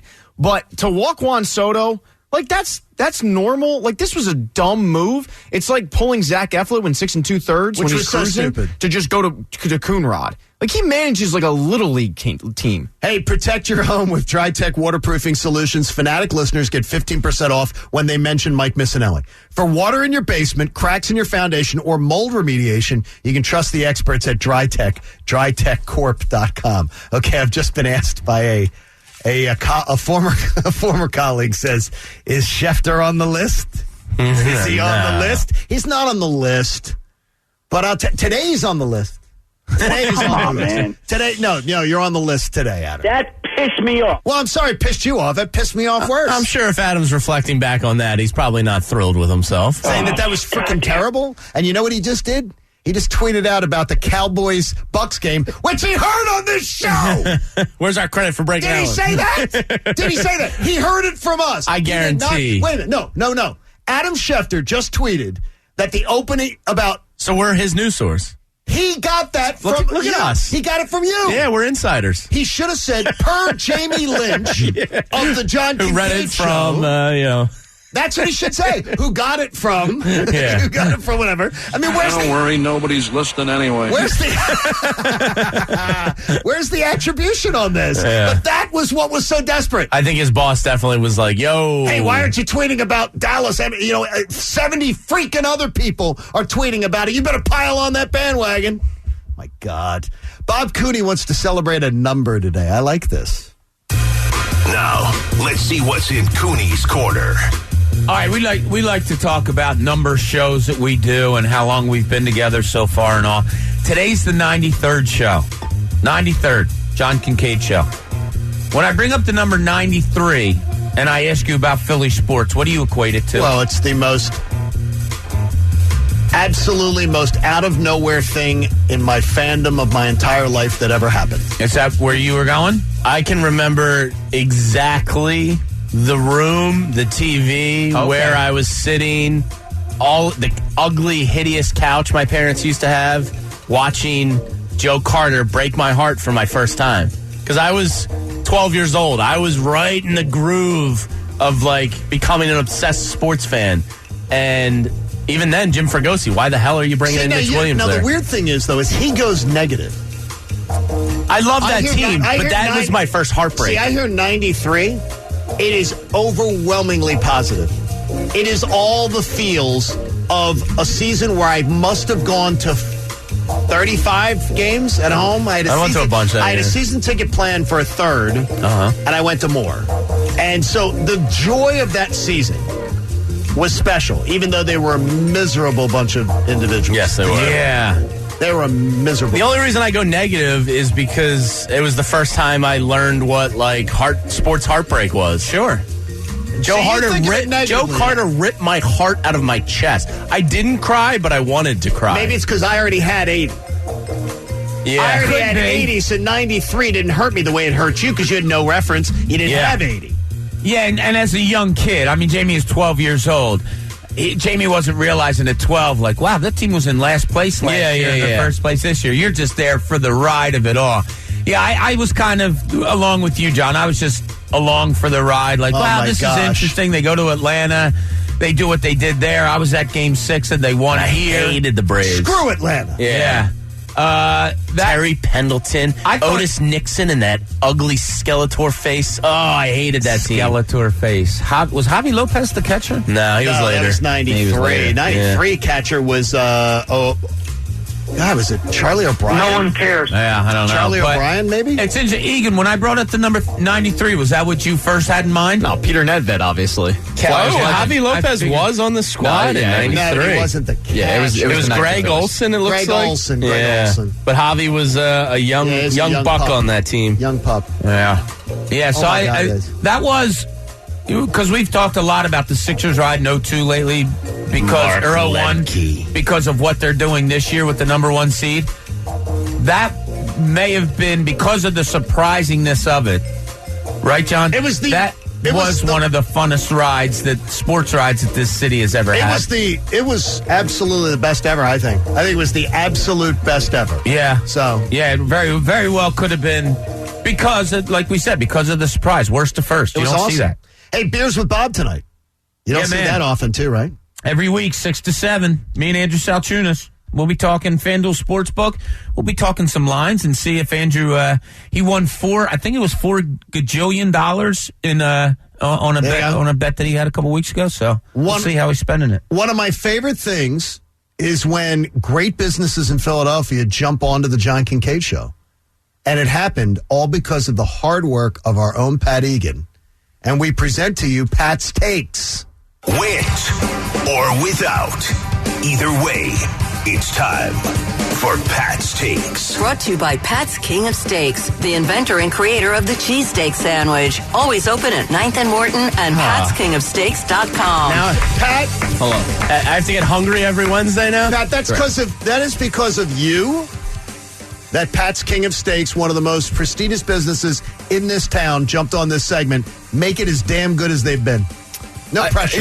Don't screw this one up. We welcome Pat's in, and we can't wait to have some Pat's food drop. Absolutely, and kudos to my parents for naming me Pat, because without them, none of this would have been possible. It wouldn't have worked. Yes. Unless they named you Jim or Marty or Smith. You never know what it would have been. You've got a long way to go to meet the original Pat standards, though. Billy. Yeah. Can we move on now? Yeah. Well, just don't screw up. Thank you. We're in the middle of a pandemic. There's not a ton to do. So when Castaway comes on TNT for the millionth time, you're going to end up getting roped into seeing Tom Hanks create fire and talk to a volleyball.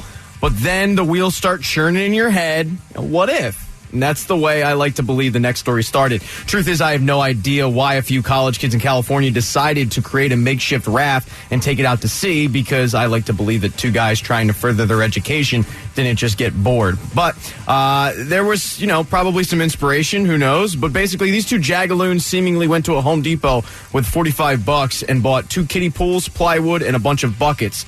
They made the makeshift raft, and the good thing, it actually worked. It did? Yeah, that was the good thing. The bad thing is the tide took them out to sea where they had to be rescued. Yeah. And, my gosh. when asked what the hell were they thinking, they just simply said, I saw that going differently in my mind. Yeah, now, you might be thinking that these two Rhodes Scholars were probably partaking a little beers with Bob that you can hear tonight. No, shockingly, they weren't. They weren't drunk. Really? They were just drunk on ambition, not alcohol. They were completely sober, just idiotic. Okay, that's unbelievable. That's unbelievable. What body of water was this? Did I miss that? The Atlantic Ocean. The Atlantic. That's a big one. Yes. And it'll drag you out. That'll drag you out, as you know. Not as big as the cheesesteak you can get from Pat's King of Steaks, the inventor and creator of the cheesesteak sandwich. Always open on 9th and Wharton and Pat'sKingofSteaks.com. We'll move on to a local story, just like Pat's Steaks local here. Former Eagles legend Brandon Bear is many things. He makes a pretty decent margarita. He's a subscriber to Sports Illustrated, and now you can label him a hero. If you've been living under a rock, let me inform you who Brandon Bear is. The Oregon Duck played 2 seasons, very memorable, by the way, with the Birds from 2014 to 2015. His 1.5 sacks are good for 141st all-time on the Eagles franchise list. Look, guy's a stud, but after his playing days, he got tired of being bombarded by fans for pictures and autographs, so he moved to Idaho in an attempt to keep a low profile, and he was doing a good job at it. But just because you're a celebrity doesn't mean you can't be a great human. Bear came across a truck that was crushed by a train and it was on fire. And to make matters worse, that's probably a pretty bad combination. Against everyone's advice not to go towards the vehicle, Bear went full-on Superman, ran into the burning car, rescued the driver. He truly saved the guy's life, because there's no way the fire department would have rescued this guy in time. So kudos to that is amazing, former Eagles legend Brandon Bear. And I think that is that's a selfless individual. We like that. Yeah, absolutely. Do you guys remember him at all? No. I remember the name. I remember the name. Yeah, that's about it. I'd like to believe I'd do the same. I think of Bob Bear, because I knew a Bob Bear once. So Yeah. I was thinking. I don't know if I could stand there and watch somebody just die like that. I'd like to believe I would do something. I would like to believe I'd be heroic But I don't in that know. situation, but I don't know if I was being warned. Yeah, if my wife was like, don't. Yeah, I mean, I'm a bitch, so I don't know if I would either. Okay, final story. You said it, not us. You just thought it. I agreed with you. As people all over the world continue to battle the COVID-19 virus, some people are looking for a cure. Most people elected to wear a mask, use hand sanitizer, get a vaccine. Some people elect to use hydrochloroquine.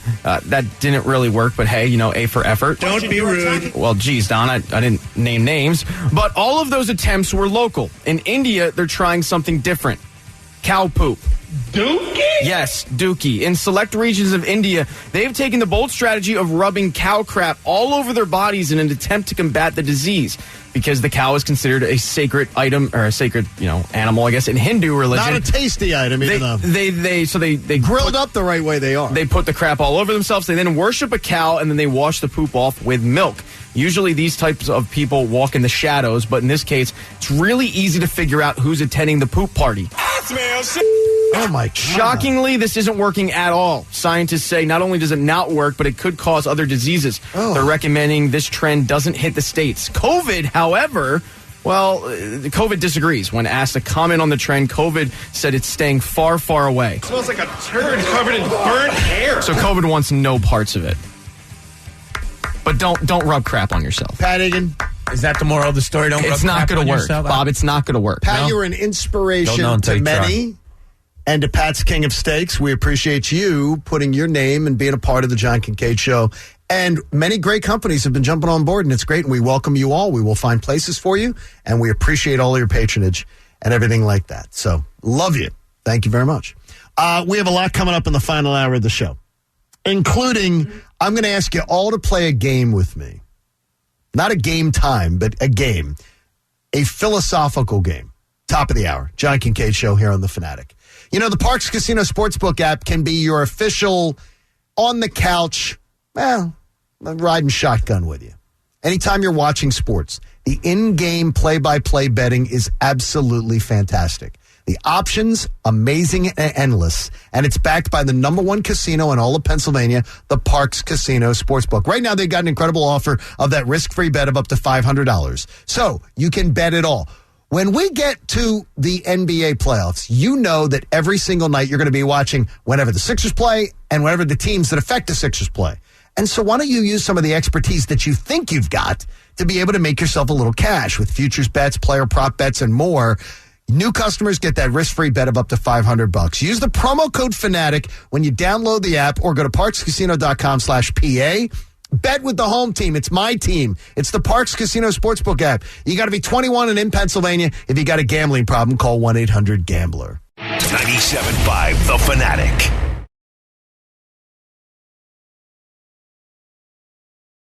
.97.5 The Fanatic.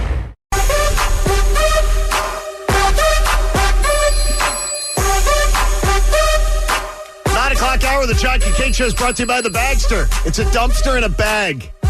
Get yours today at Home Depot and Lowe's. For details, go to bagster.com. The fridge could use a Bagster. Oh, my gosh. It's atrocious. Wait, what happened here? The fridge opened up. Right? You opened up the fridge. Yeah, to get my half and half. He opened up the fridge, and this overwhelming smell was wrestling me to the ground. Oh. It's horrendous. Yeah, that's bad. What the hell? But then they were having there. People put stuff in and then never take it out. We're talking about other people's fridges skeeve you out. Yeah. Like I walked in late when on I that. see someone open up their fridge and it's stacked. Like, I mean, there's no room. Ours is out of control right now because we have so many leftovers from the party. Absolutely, like, freaks me out. Why? Yeah, other people's fridge skeeves me. Like I'm saying, other people's refrigerators skeeve you. If I see somebody's fridge and they open their fridge and it's like stacked to the rafters, there's like no room. You couldn't put something as big as this binder.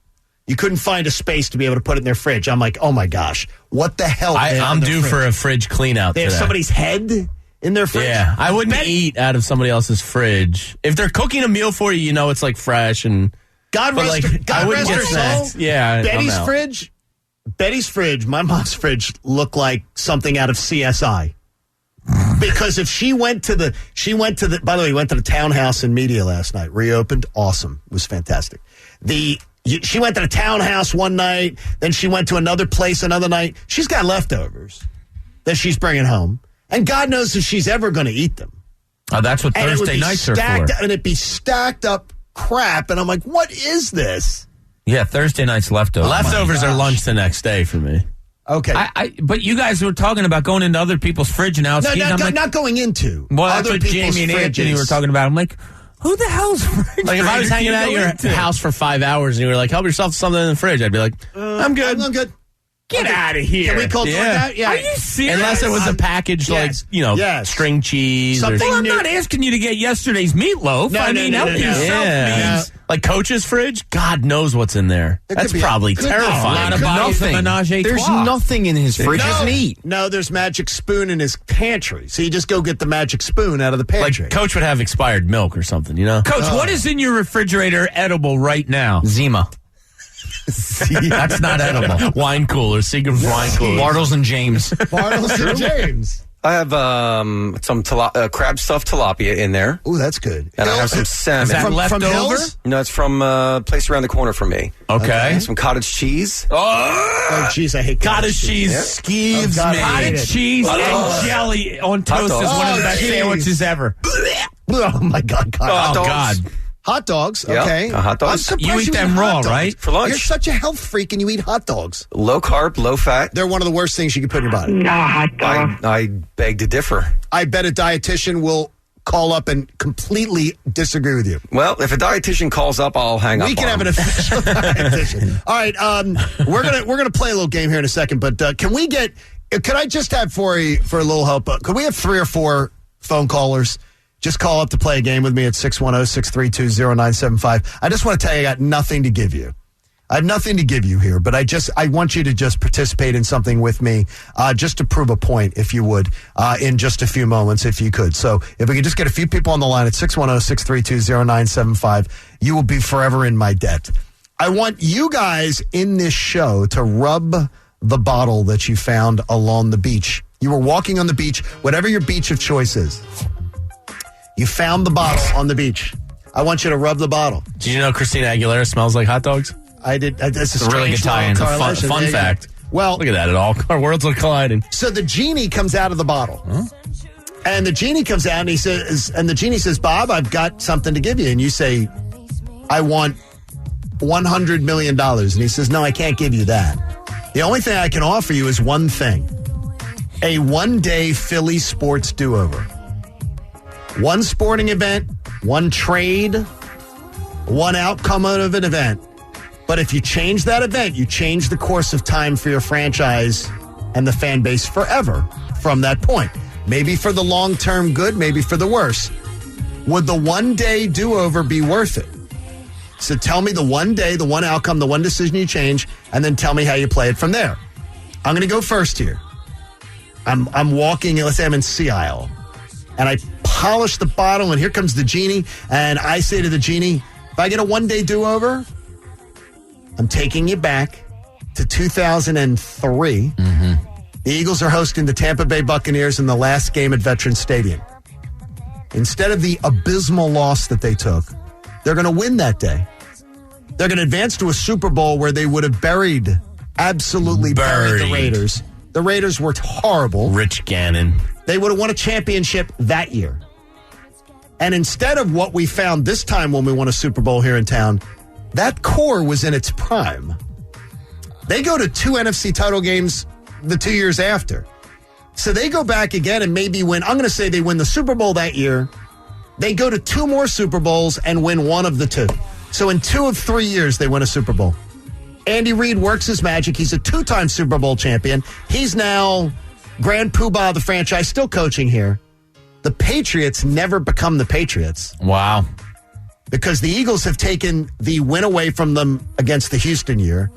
Then they take another one of the years. Tom Brady is a great quarterback, but not the same. So I like it. You've won championships. I like That's it. my do-over. And the NFL is not only changed forever, the perception of the Eagles franchise has changed forever. Multiple Super Bowls. That team was in its prime. They win that Super Bowl. The next 2 years they were in the NFC title game. They go to at least one more, maybe 2 more Super Bowls, win another. The entire story of the Philadelphia Eagles is different. Do you have one? A one-day event? I certainly do. What is it? June 22nd.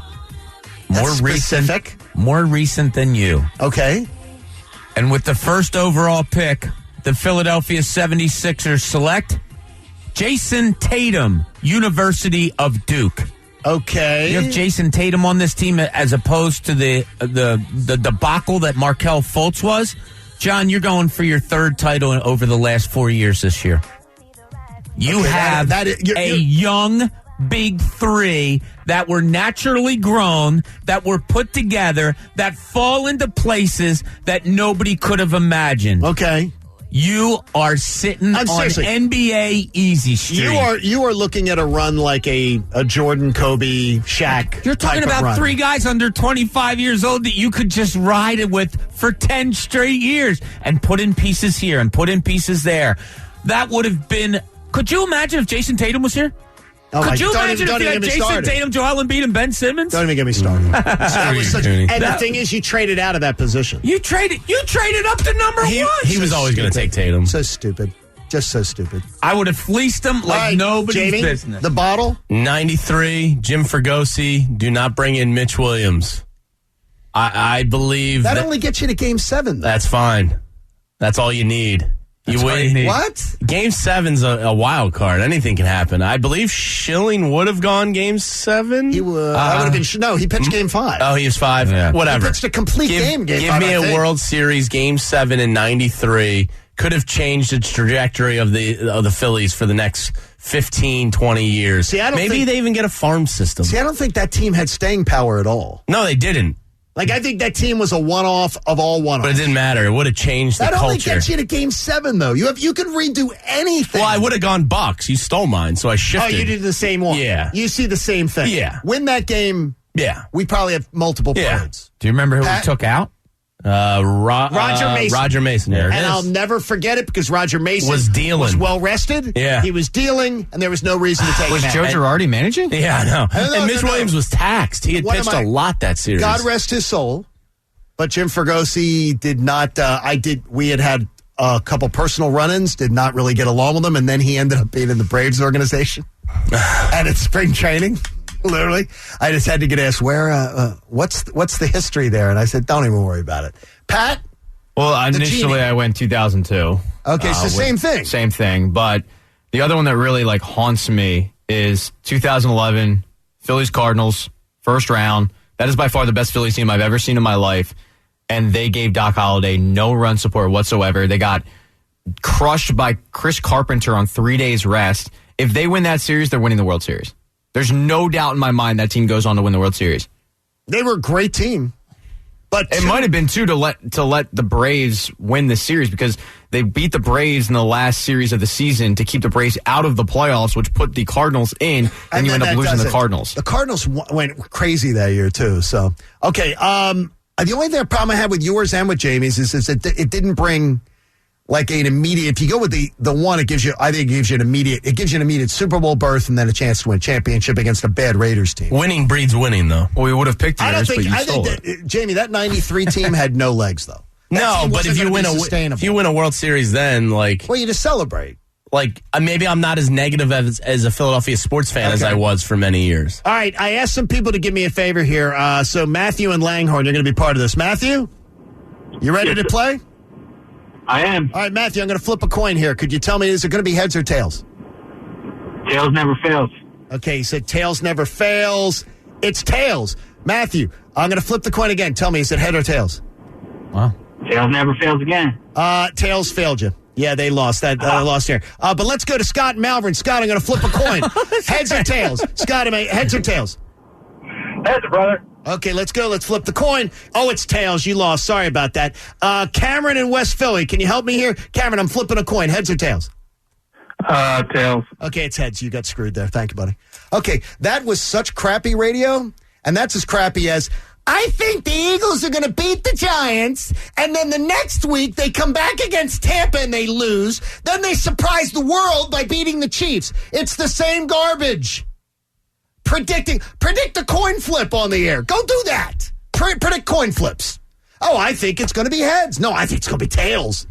There's two outcomes, win or loss. Well, there's ties in Philadelphia Eagle land. I'm pulling a Donovan McNabb there. Exactly. I didn't know you could do that. Hey, the Donovan there. That's very good. It's just, it's such, it is absolutely on just the things that absolutely make me go, okay, I'll come back tomorrow.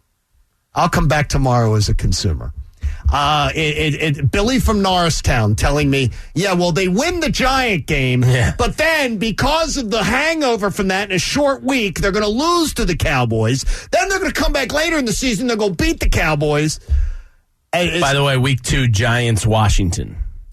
So they're off the list. So they're off the list for week 2. Okay, so here's you got to be home though. So Dallas is off. So Dallas home opener week 2. It's possible because you didn't play a divisional game in the first 2 weeks. I think you got to play a divisional game. And Dallas would be coming off of longer rest. Yeah. And I have something tomorrow for you about this. The Eagles get screwed when it comes to scheduling. Don't do tomorrow's show before I'm not. I'm just teasing it. No, that's not teasing. They get You're telling screwed. us. No. They get screwed a lot. They're going to get screwed. A lot. The league hates the Eagles. Hey, 610. Beers with Bob, though, is good tonight. Oh, I can't wait. Me and Andrew South Tuna, 6 to 7. Thanks to FanDuel Sportsbook. We'll have some really fun lines that we're going to go over tonight. And they're going to make some money for some people, eh? I hope so. Tuna certainly made a lot of money for himself. Don't eat cottage cheese and jelly sandwiches while you're in. Because I just got a text that you might be a serial killer. No, so when I was little, I told you I didn't grow up having a whole lot. Right. So it was either raw hot dogs, dog food, or...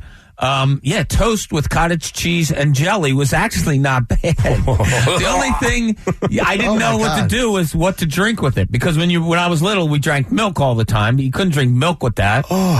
So it was always, and you couldn't drink soda with it. Water. So I did water. But yeah, cottage cheese and jelly wasn't bad on toast. Yeah. Oh my gosh. Grape jelly and cottage cheese. I do like grape jelly. But, there is no Thanksgiving game.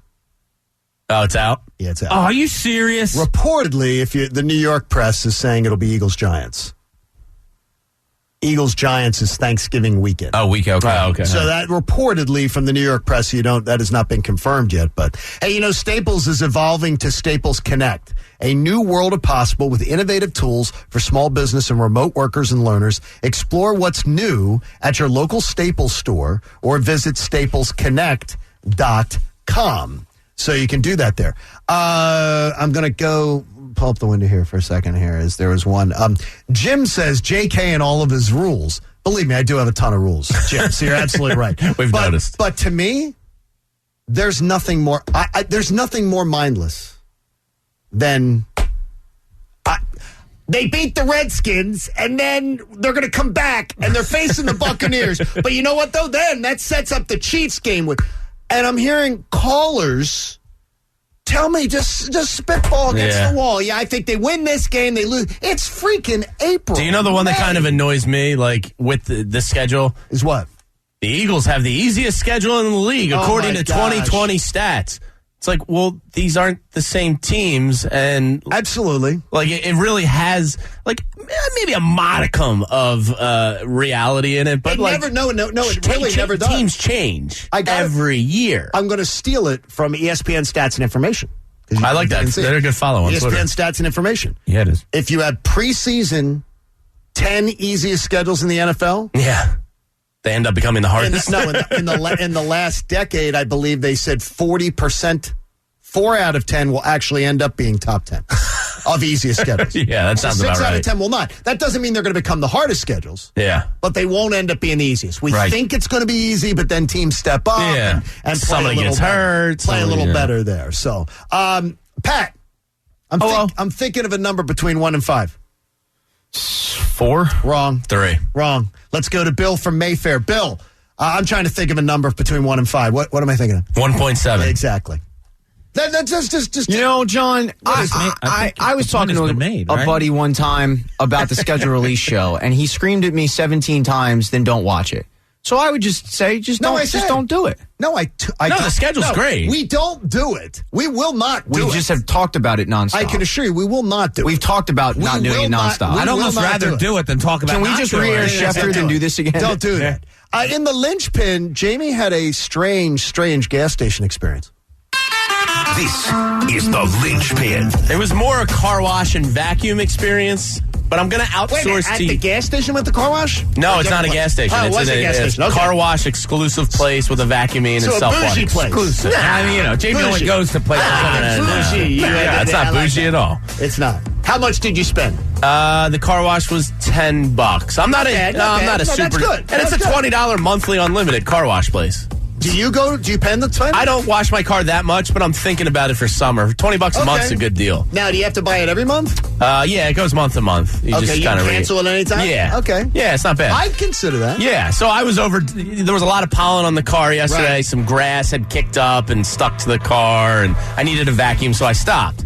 Now, you guys tell me, because I was borderline fuming at the vacuum station. So the way it is there's 2 vacuums. One faces right, one faces left. A car pulls up on either side of it. Correct. So there's a guy, an older gentleman, nice man. I'm not confrontational, so I wasn't going to have any words with him. Don't tell me this. I think I know what you're going to say. So I get up there, and I notice the vacuum on my side of the car is being used by him. So I go, okay, maybe this one's out. And I walk over, I flick it on, and it works. And I'm going, and it's sucking, and I'm going, sir, do you mind if I switch with you? You have my hose. I'll give you this one. And he goes, oh, I didn't think that one was good enough, so I'm using this one. Now, to get his hose around, it doesn't fully reach because you have to go around a concrete barrier and over. You lose some flexibility with the hose. No question. It vacuumed my car fine. Now him, if he felt that wasn't up to snuff, that's on him to drive to another port, not to steal the other side's vacuum, because then by him doing that puts me out for pulling into the proper port. He's right. I was irritated as all hell. I don't think Bob's agreeing.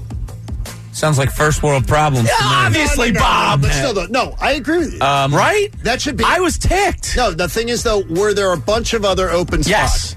Well, then you could have done that then. But why should I have to move? I pulled into the proper port. Is he an old man? He was older than me, but not like... I'm pulling out and going to another spot. I shouldn't have to. That's on him. I know you shouldn't have. That's on him to do that. Guess what? Just because I got screwed because he was inconsiderate. I know, he's inconsiderate. This is the argument from Office Space of why should I change my name? He's the one who sucks. He's the no-talent ass clown. Here's my question on all this. You just flick a switch and the vacuum goes on? Yeah, it's an on-off. Yeah, it's an on-off It's switch. free. It's free vacuum. It's free vacuum. Oh, we don't have that. I don't have that's why I go to this place. Wait a Because minute. the free vacuum's There are amazing. places like $7.99 places you can get that. Right along Route 30. Oh, I don't get no free vacuum. Oh, Bob, right along Route 30. I go out of my way to go to this place. I like it so much. Yeah, there's places you can go. It's like, you will not spend $10. 30.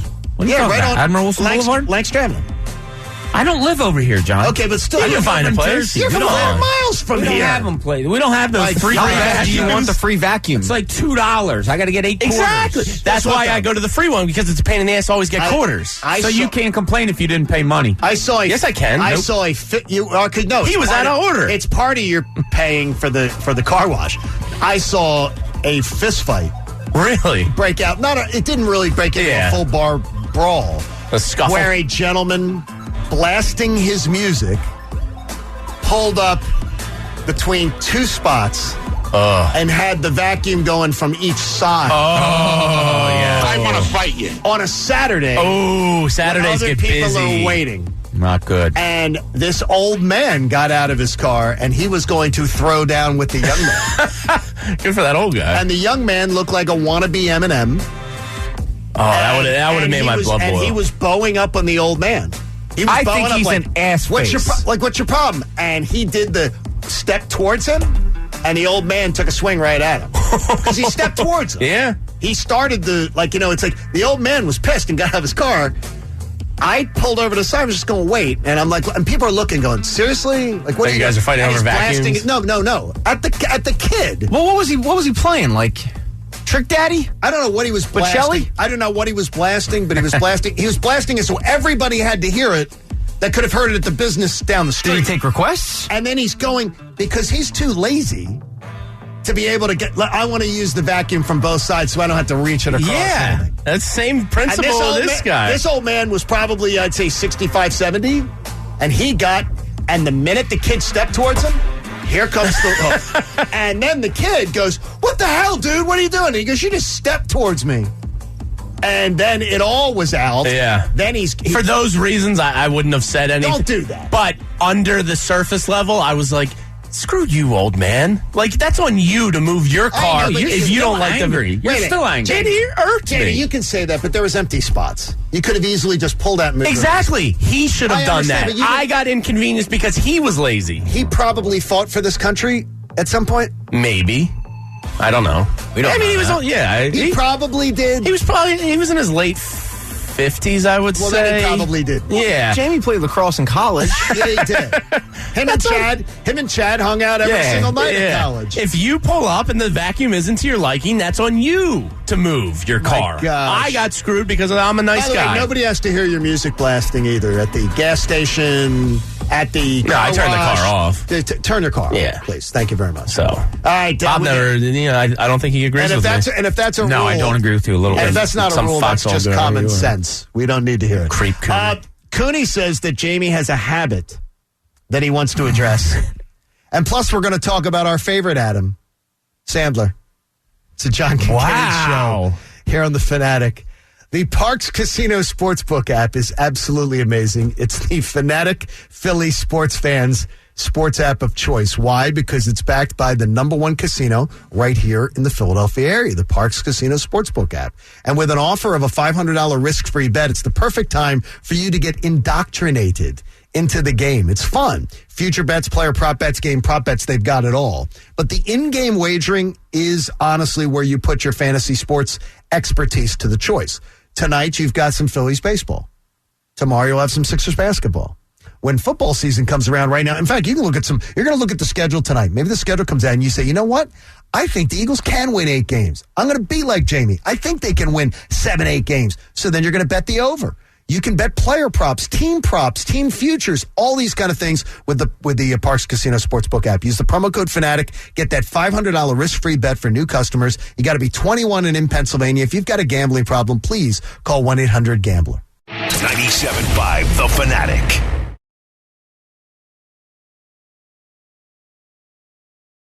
.97.5 The Fanatic.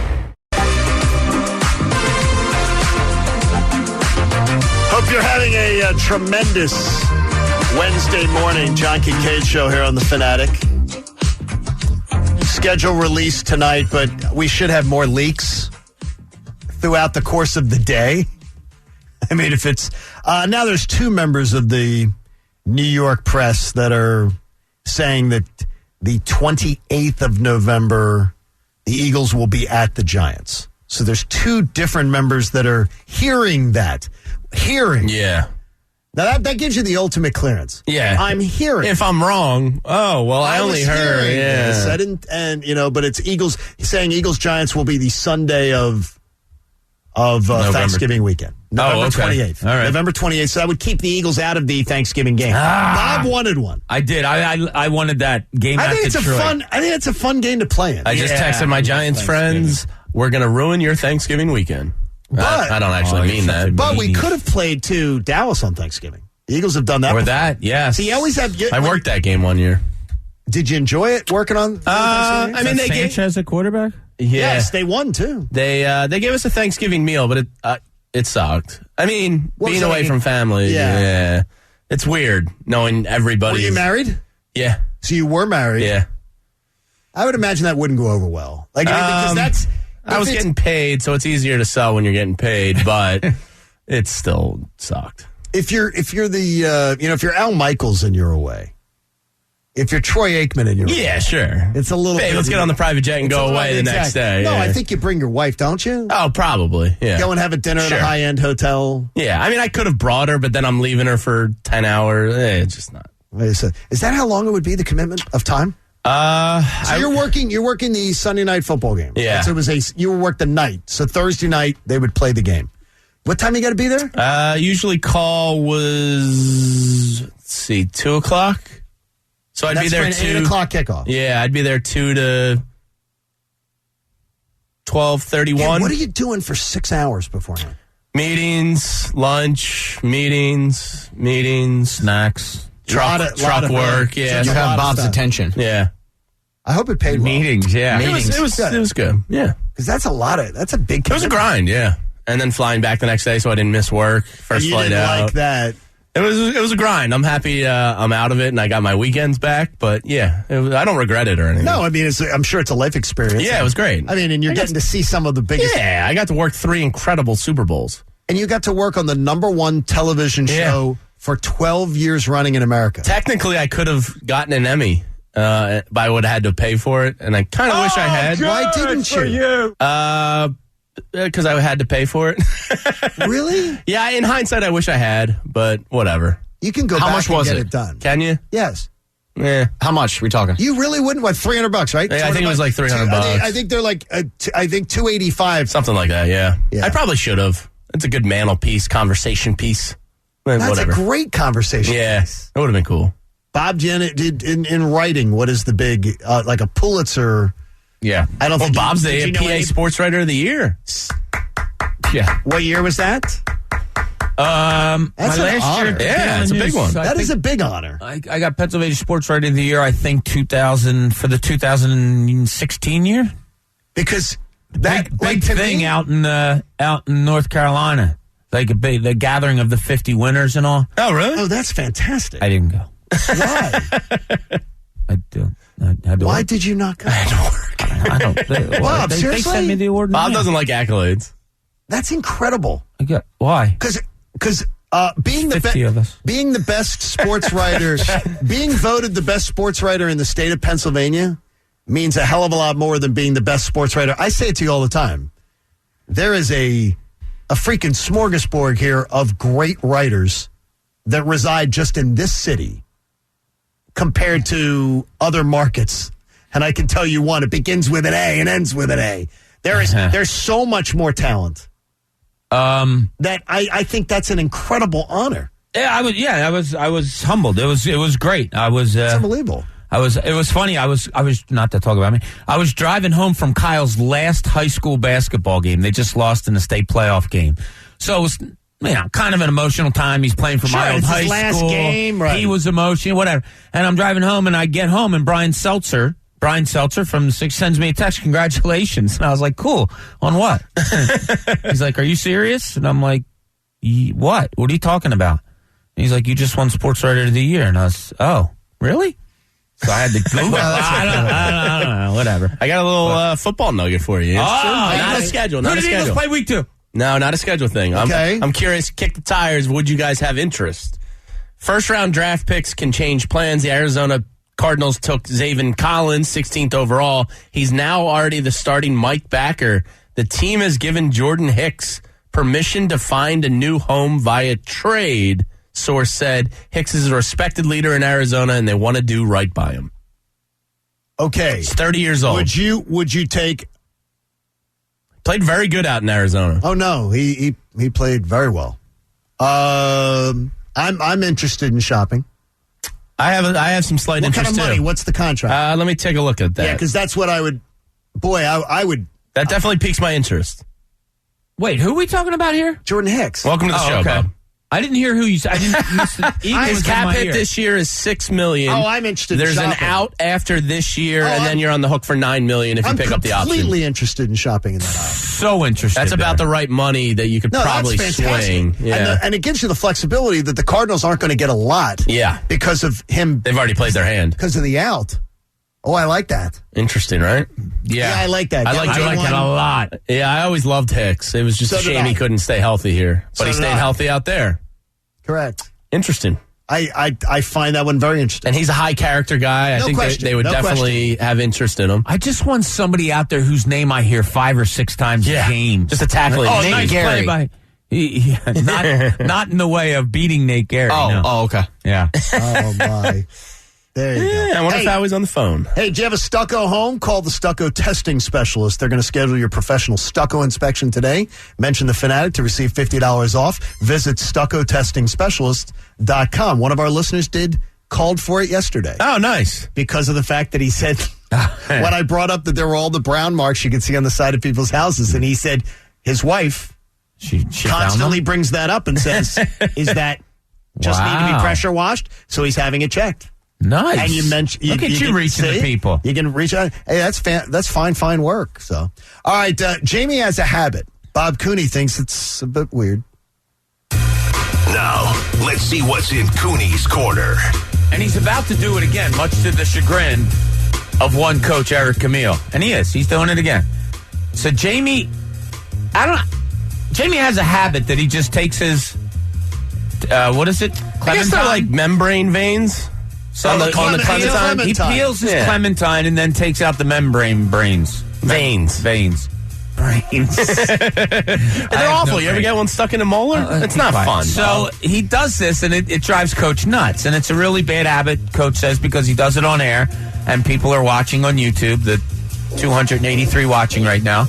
And watching him peel, and it drives Coach nuts. It does. Drives him crazy. Yeah, Coach is nuts with So it. it's a bad habit. I'll call it a bad habit. And it is a bad habit. Is it? Yeah. Yes. Why? Because it doesn't look like you're paying attention. But I'm very much paying attention. No, you're not. It says Did you you're just looking, see Joe Bell standing behind you? You didn't, did you? I'm paying attention to the segment. I'm not focused behind me, Bob. You're focused on your clementine. You're focused on a clementine. That's what Coach's point is that you're focused on a clementine. It's not. Like, if I had a spinner, I have ADD. So, like, if I can do something, it helps me focus. Like, if I had a fidget spinner in my hand, I could spin that all show and I'd be locked in. A fidget spinner. Or like a stress ball or something. Like, something where I can get my hands moving. So if Coach gets you a stress ball, you won't do this on air. Well, no, I still eat clementine, so I'm going to... Oh, but you can do that on break. But then I eat them on the break. I don't eat them on air. Yeah, I think I have about maybe 5 or 6 of those fidget spinners that Cameron got for Christmas. I am going to bring one in tomorrow. Or I'll bring all 6 of them in, and Jamie can use that because if I see him do this one more time, I will. That will be it. Like, I thought after the last time I came into the studio today and I kind of joked around about it, stuff that Jamie kind of understood. I don't eat them on air. What's the problem? John plays with his papers and folds them up and crinkles them up. It's no different. No, it's completely different. Yeah. I'm doing the show. I'm doing the show too. No, Look, I'm peeling them right now. You're peeling have I been absent in this conversation? You're peeling an orange. No, you've been an annoying participant. You guys are annoying me. All right, so here's my question. Jimmy's feeling bullied. What habit I'm fine. did a professional athlete have that drove you absolutely crazy? Simple, and it created a entire epidemic. I knew you were going to say this one. You know what it is? Rudy. Yeah. Omar Garcia-Parra, Yeah. who absolutely has to go through his rituals, and then every kid had to start doing it too. Yeah. And then all the players behind him have to go through their ritual, and then grab the crotch, adjust the glove every freaking pitch. It's part of the reason why baseball drags to a halt. I got one. Go ahead. The Burrow butt.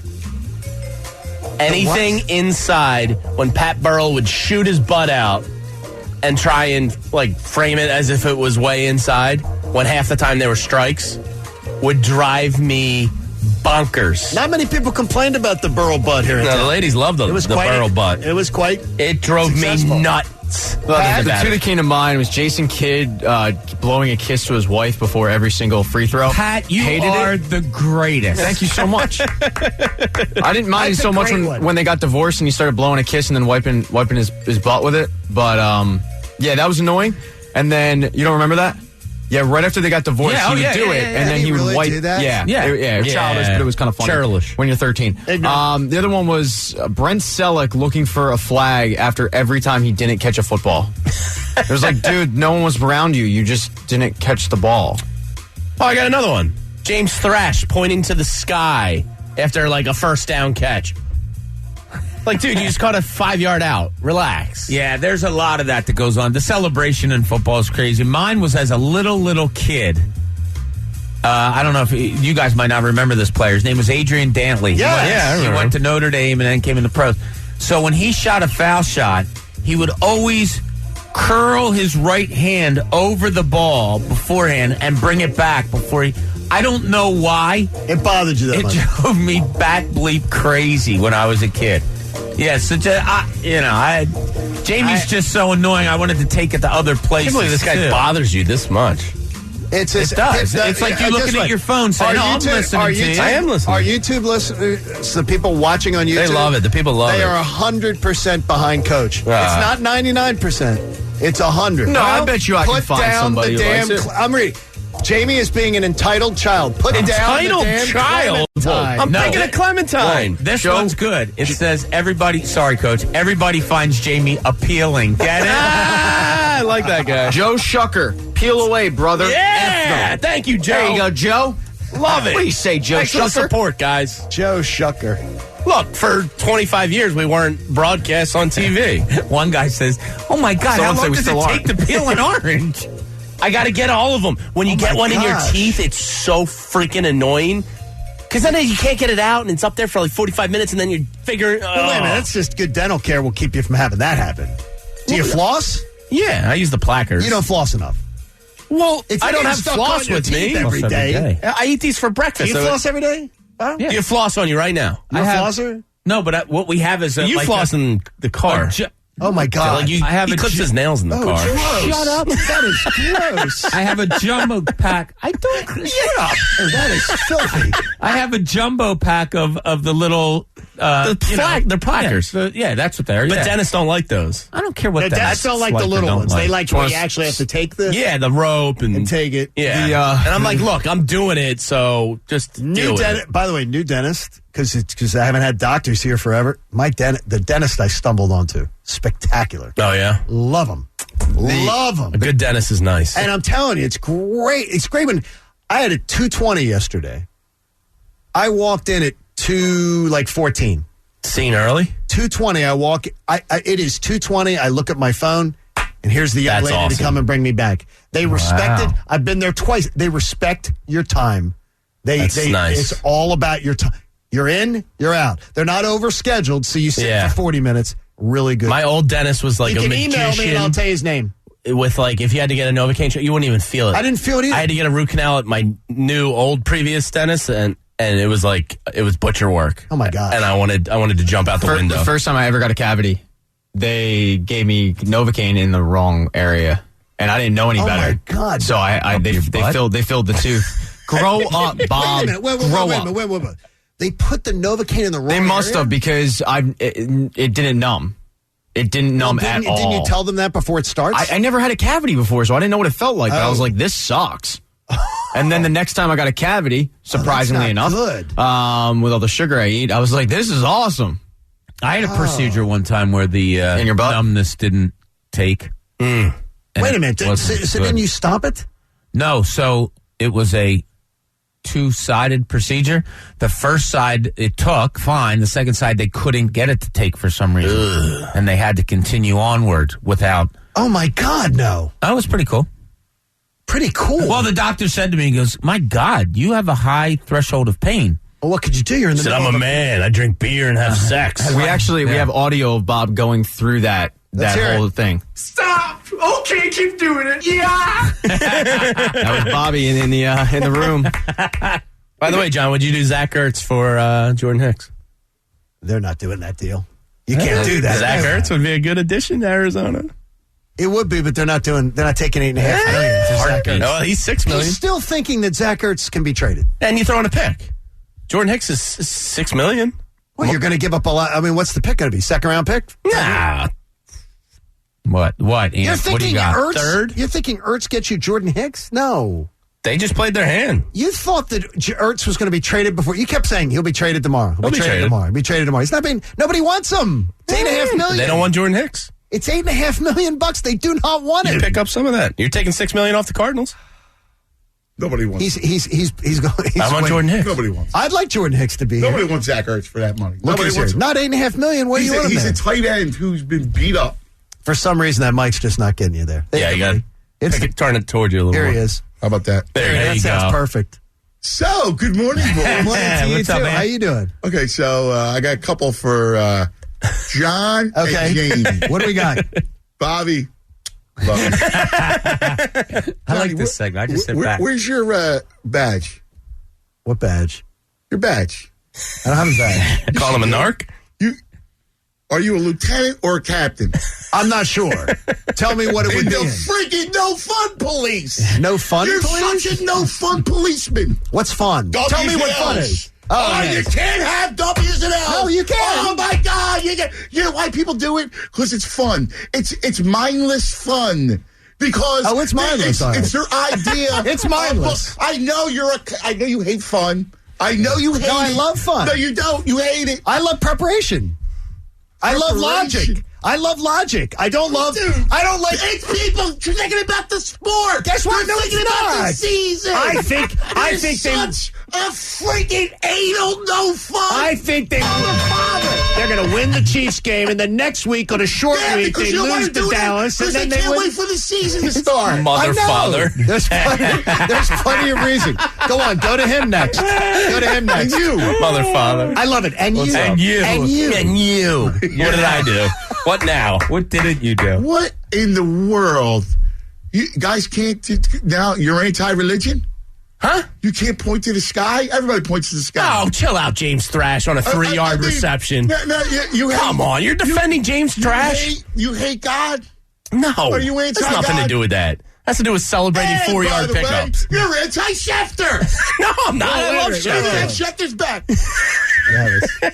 I always have You Schefter's should back. have Schefter's back. You know he's busy. He thanked me before for having his back. John's response to that. Oh my gosh, yes. I would just say, I would do the same thing. I was stalling for him on there. Are you freaking kidding me? Yeah. Oh my No, I would gosh. do the same I got thing. Shefty's back. Dude, I'm just joking. Yeah, I know. Yes. And I agree with you with Pinching. what in the world is Joe Girardi? I don't get it. Is he out of his mind? He's struggling. Guess what? He's really struggling. He is. First of all, you're blessed. You get 5 innings from that dude. All right?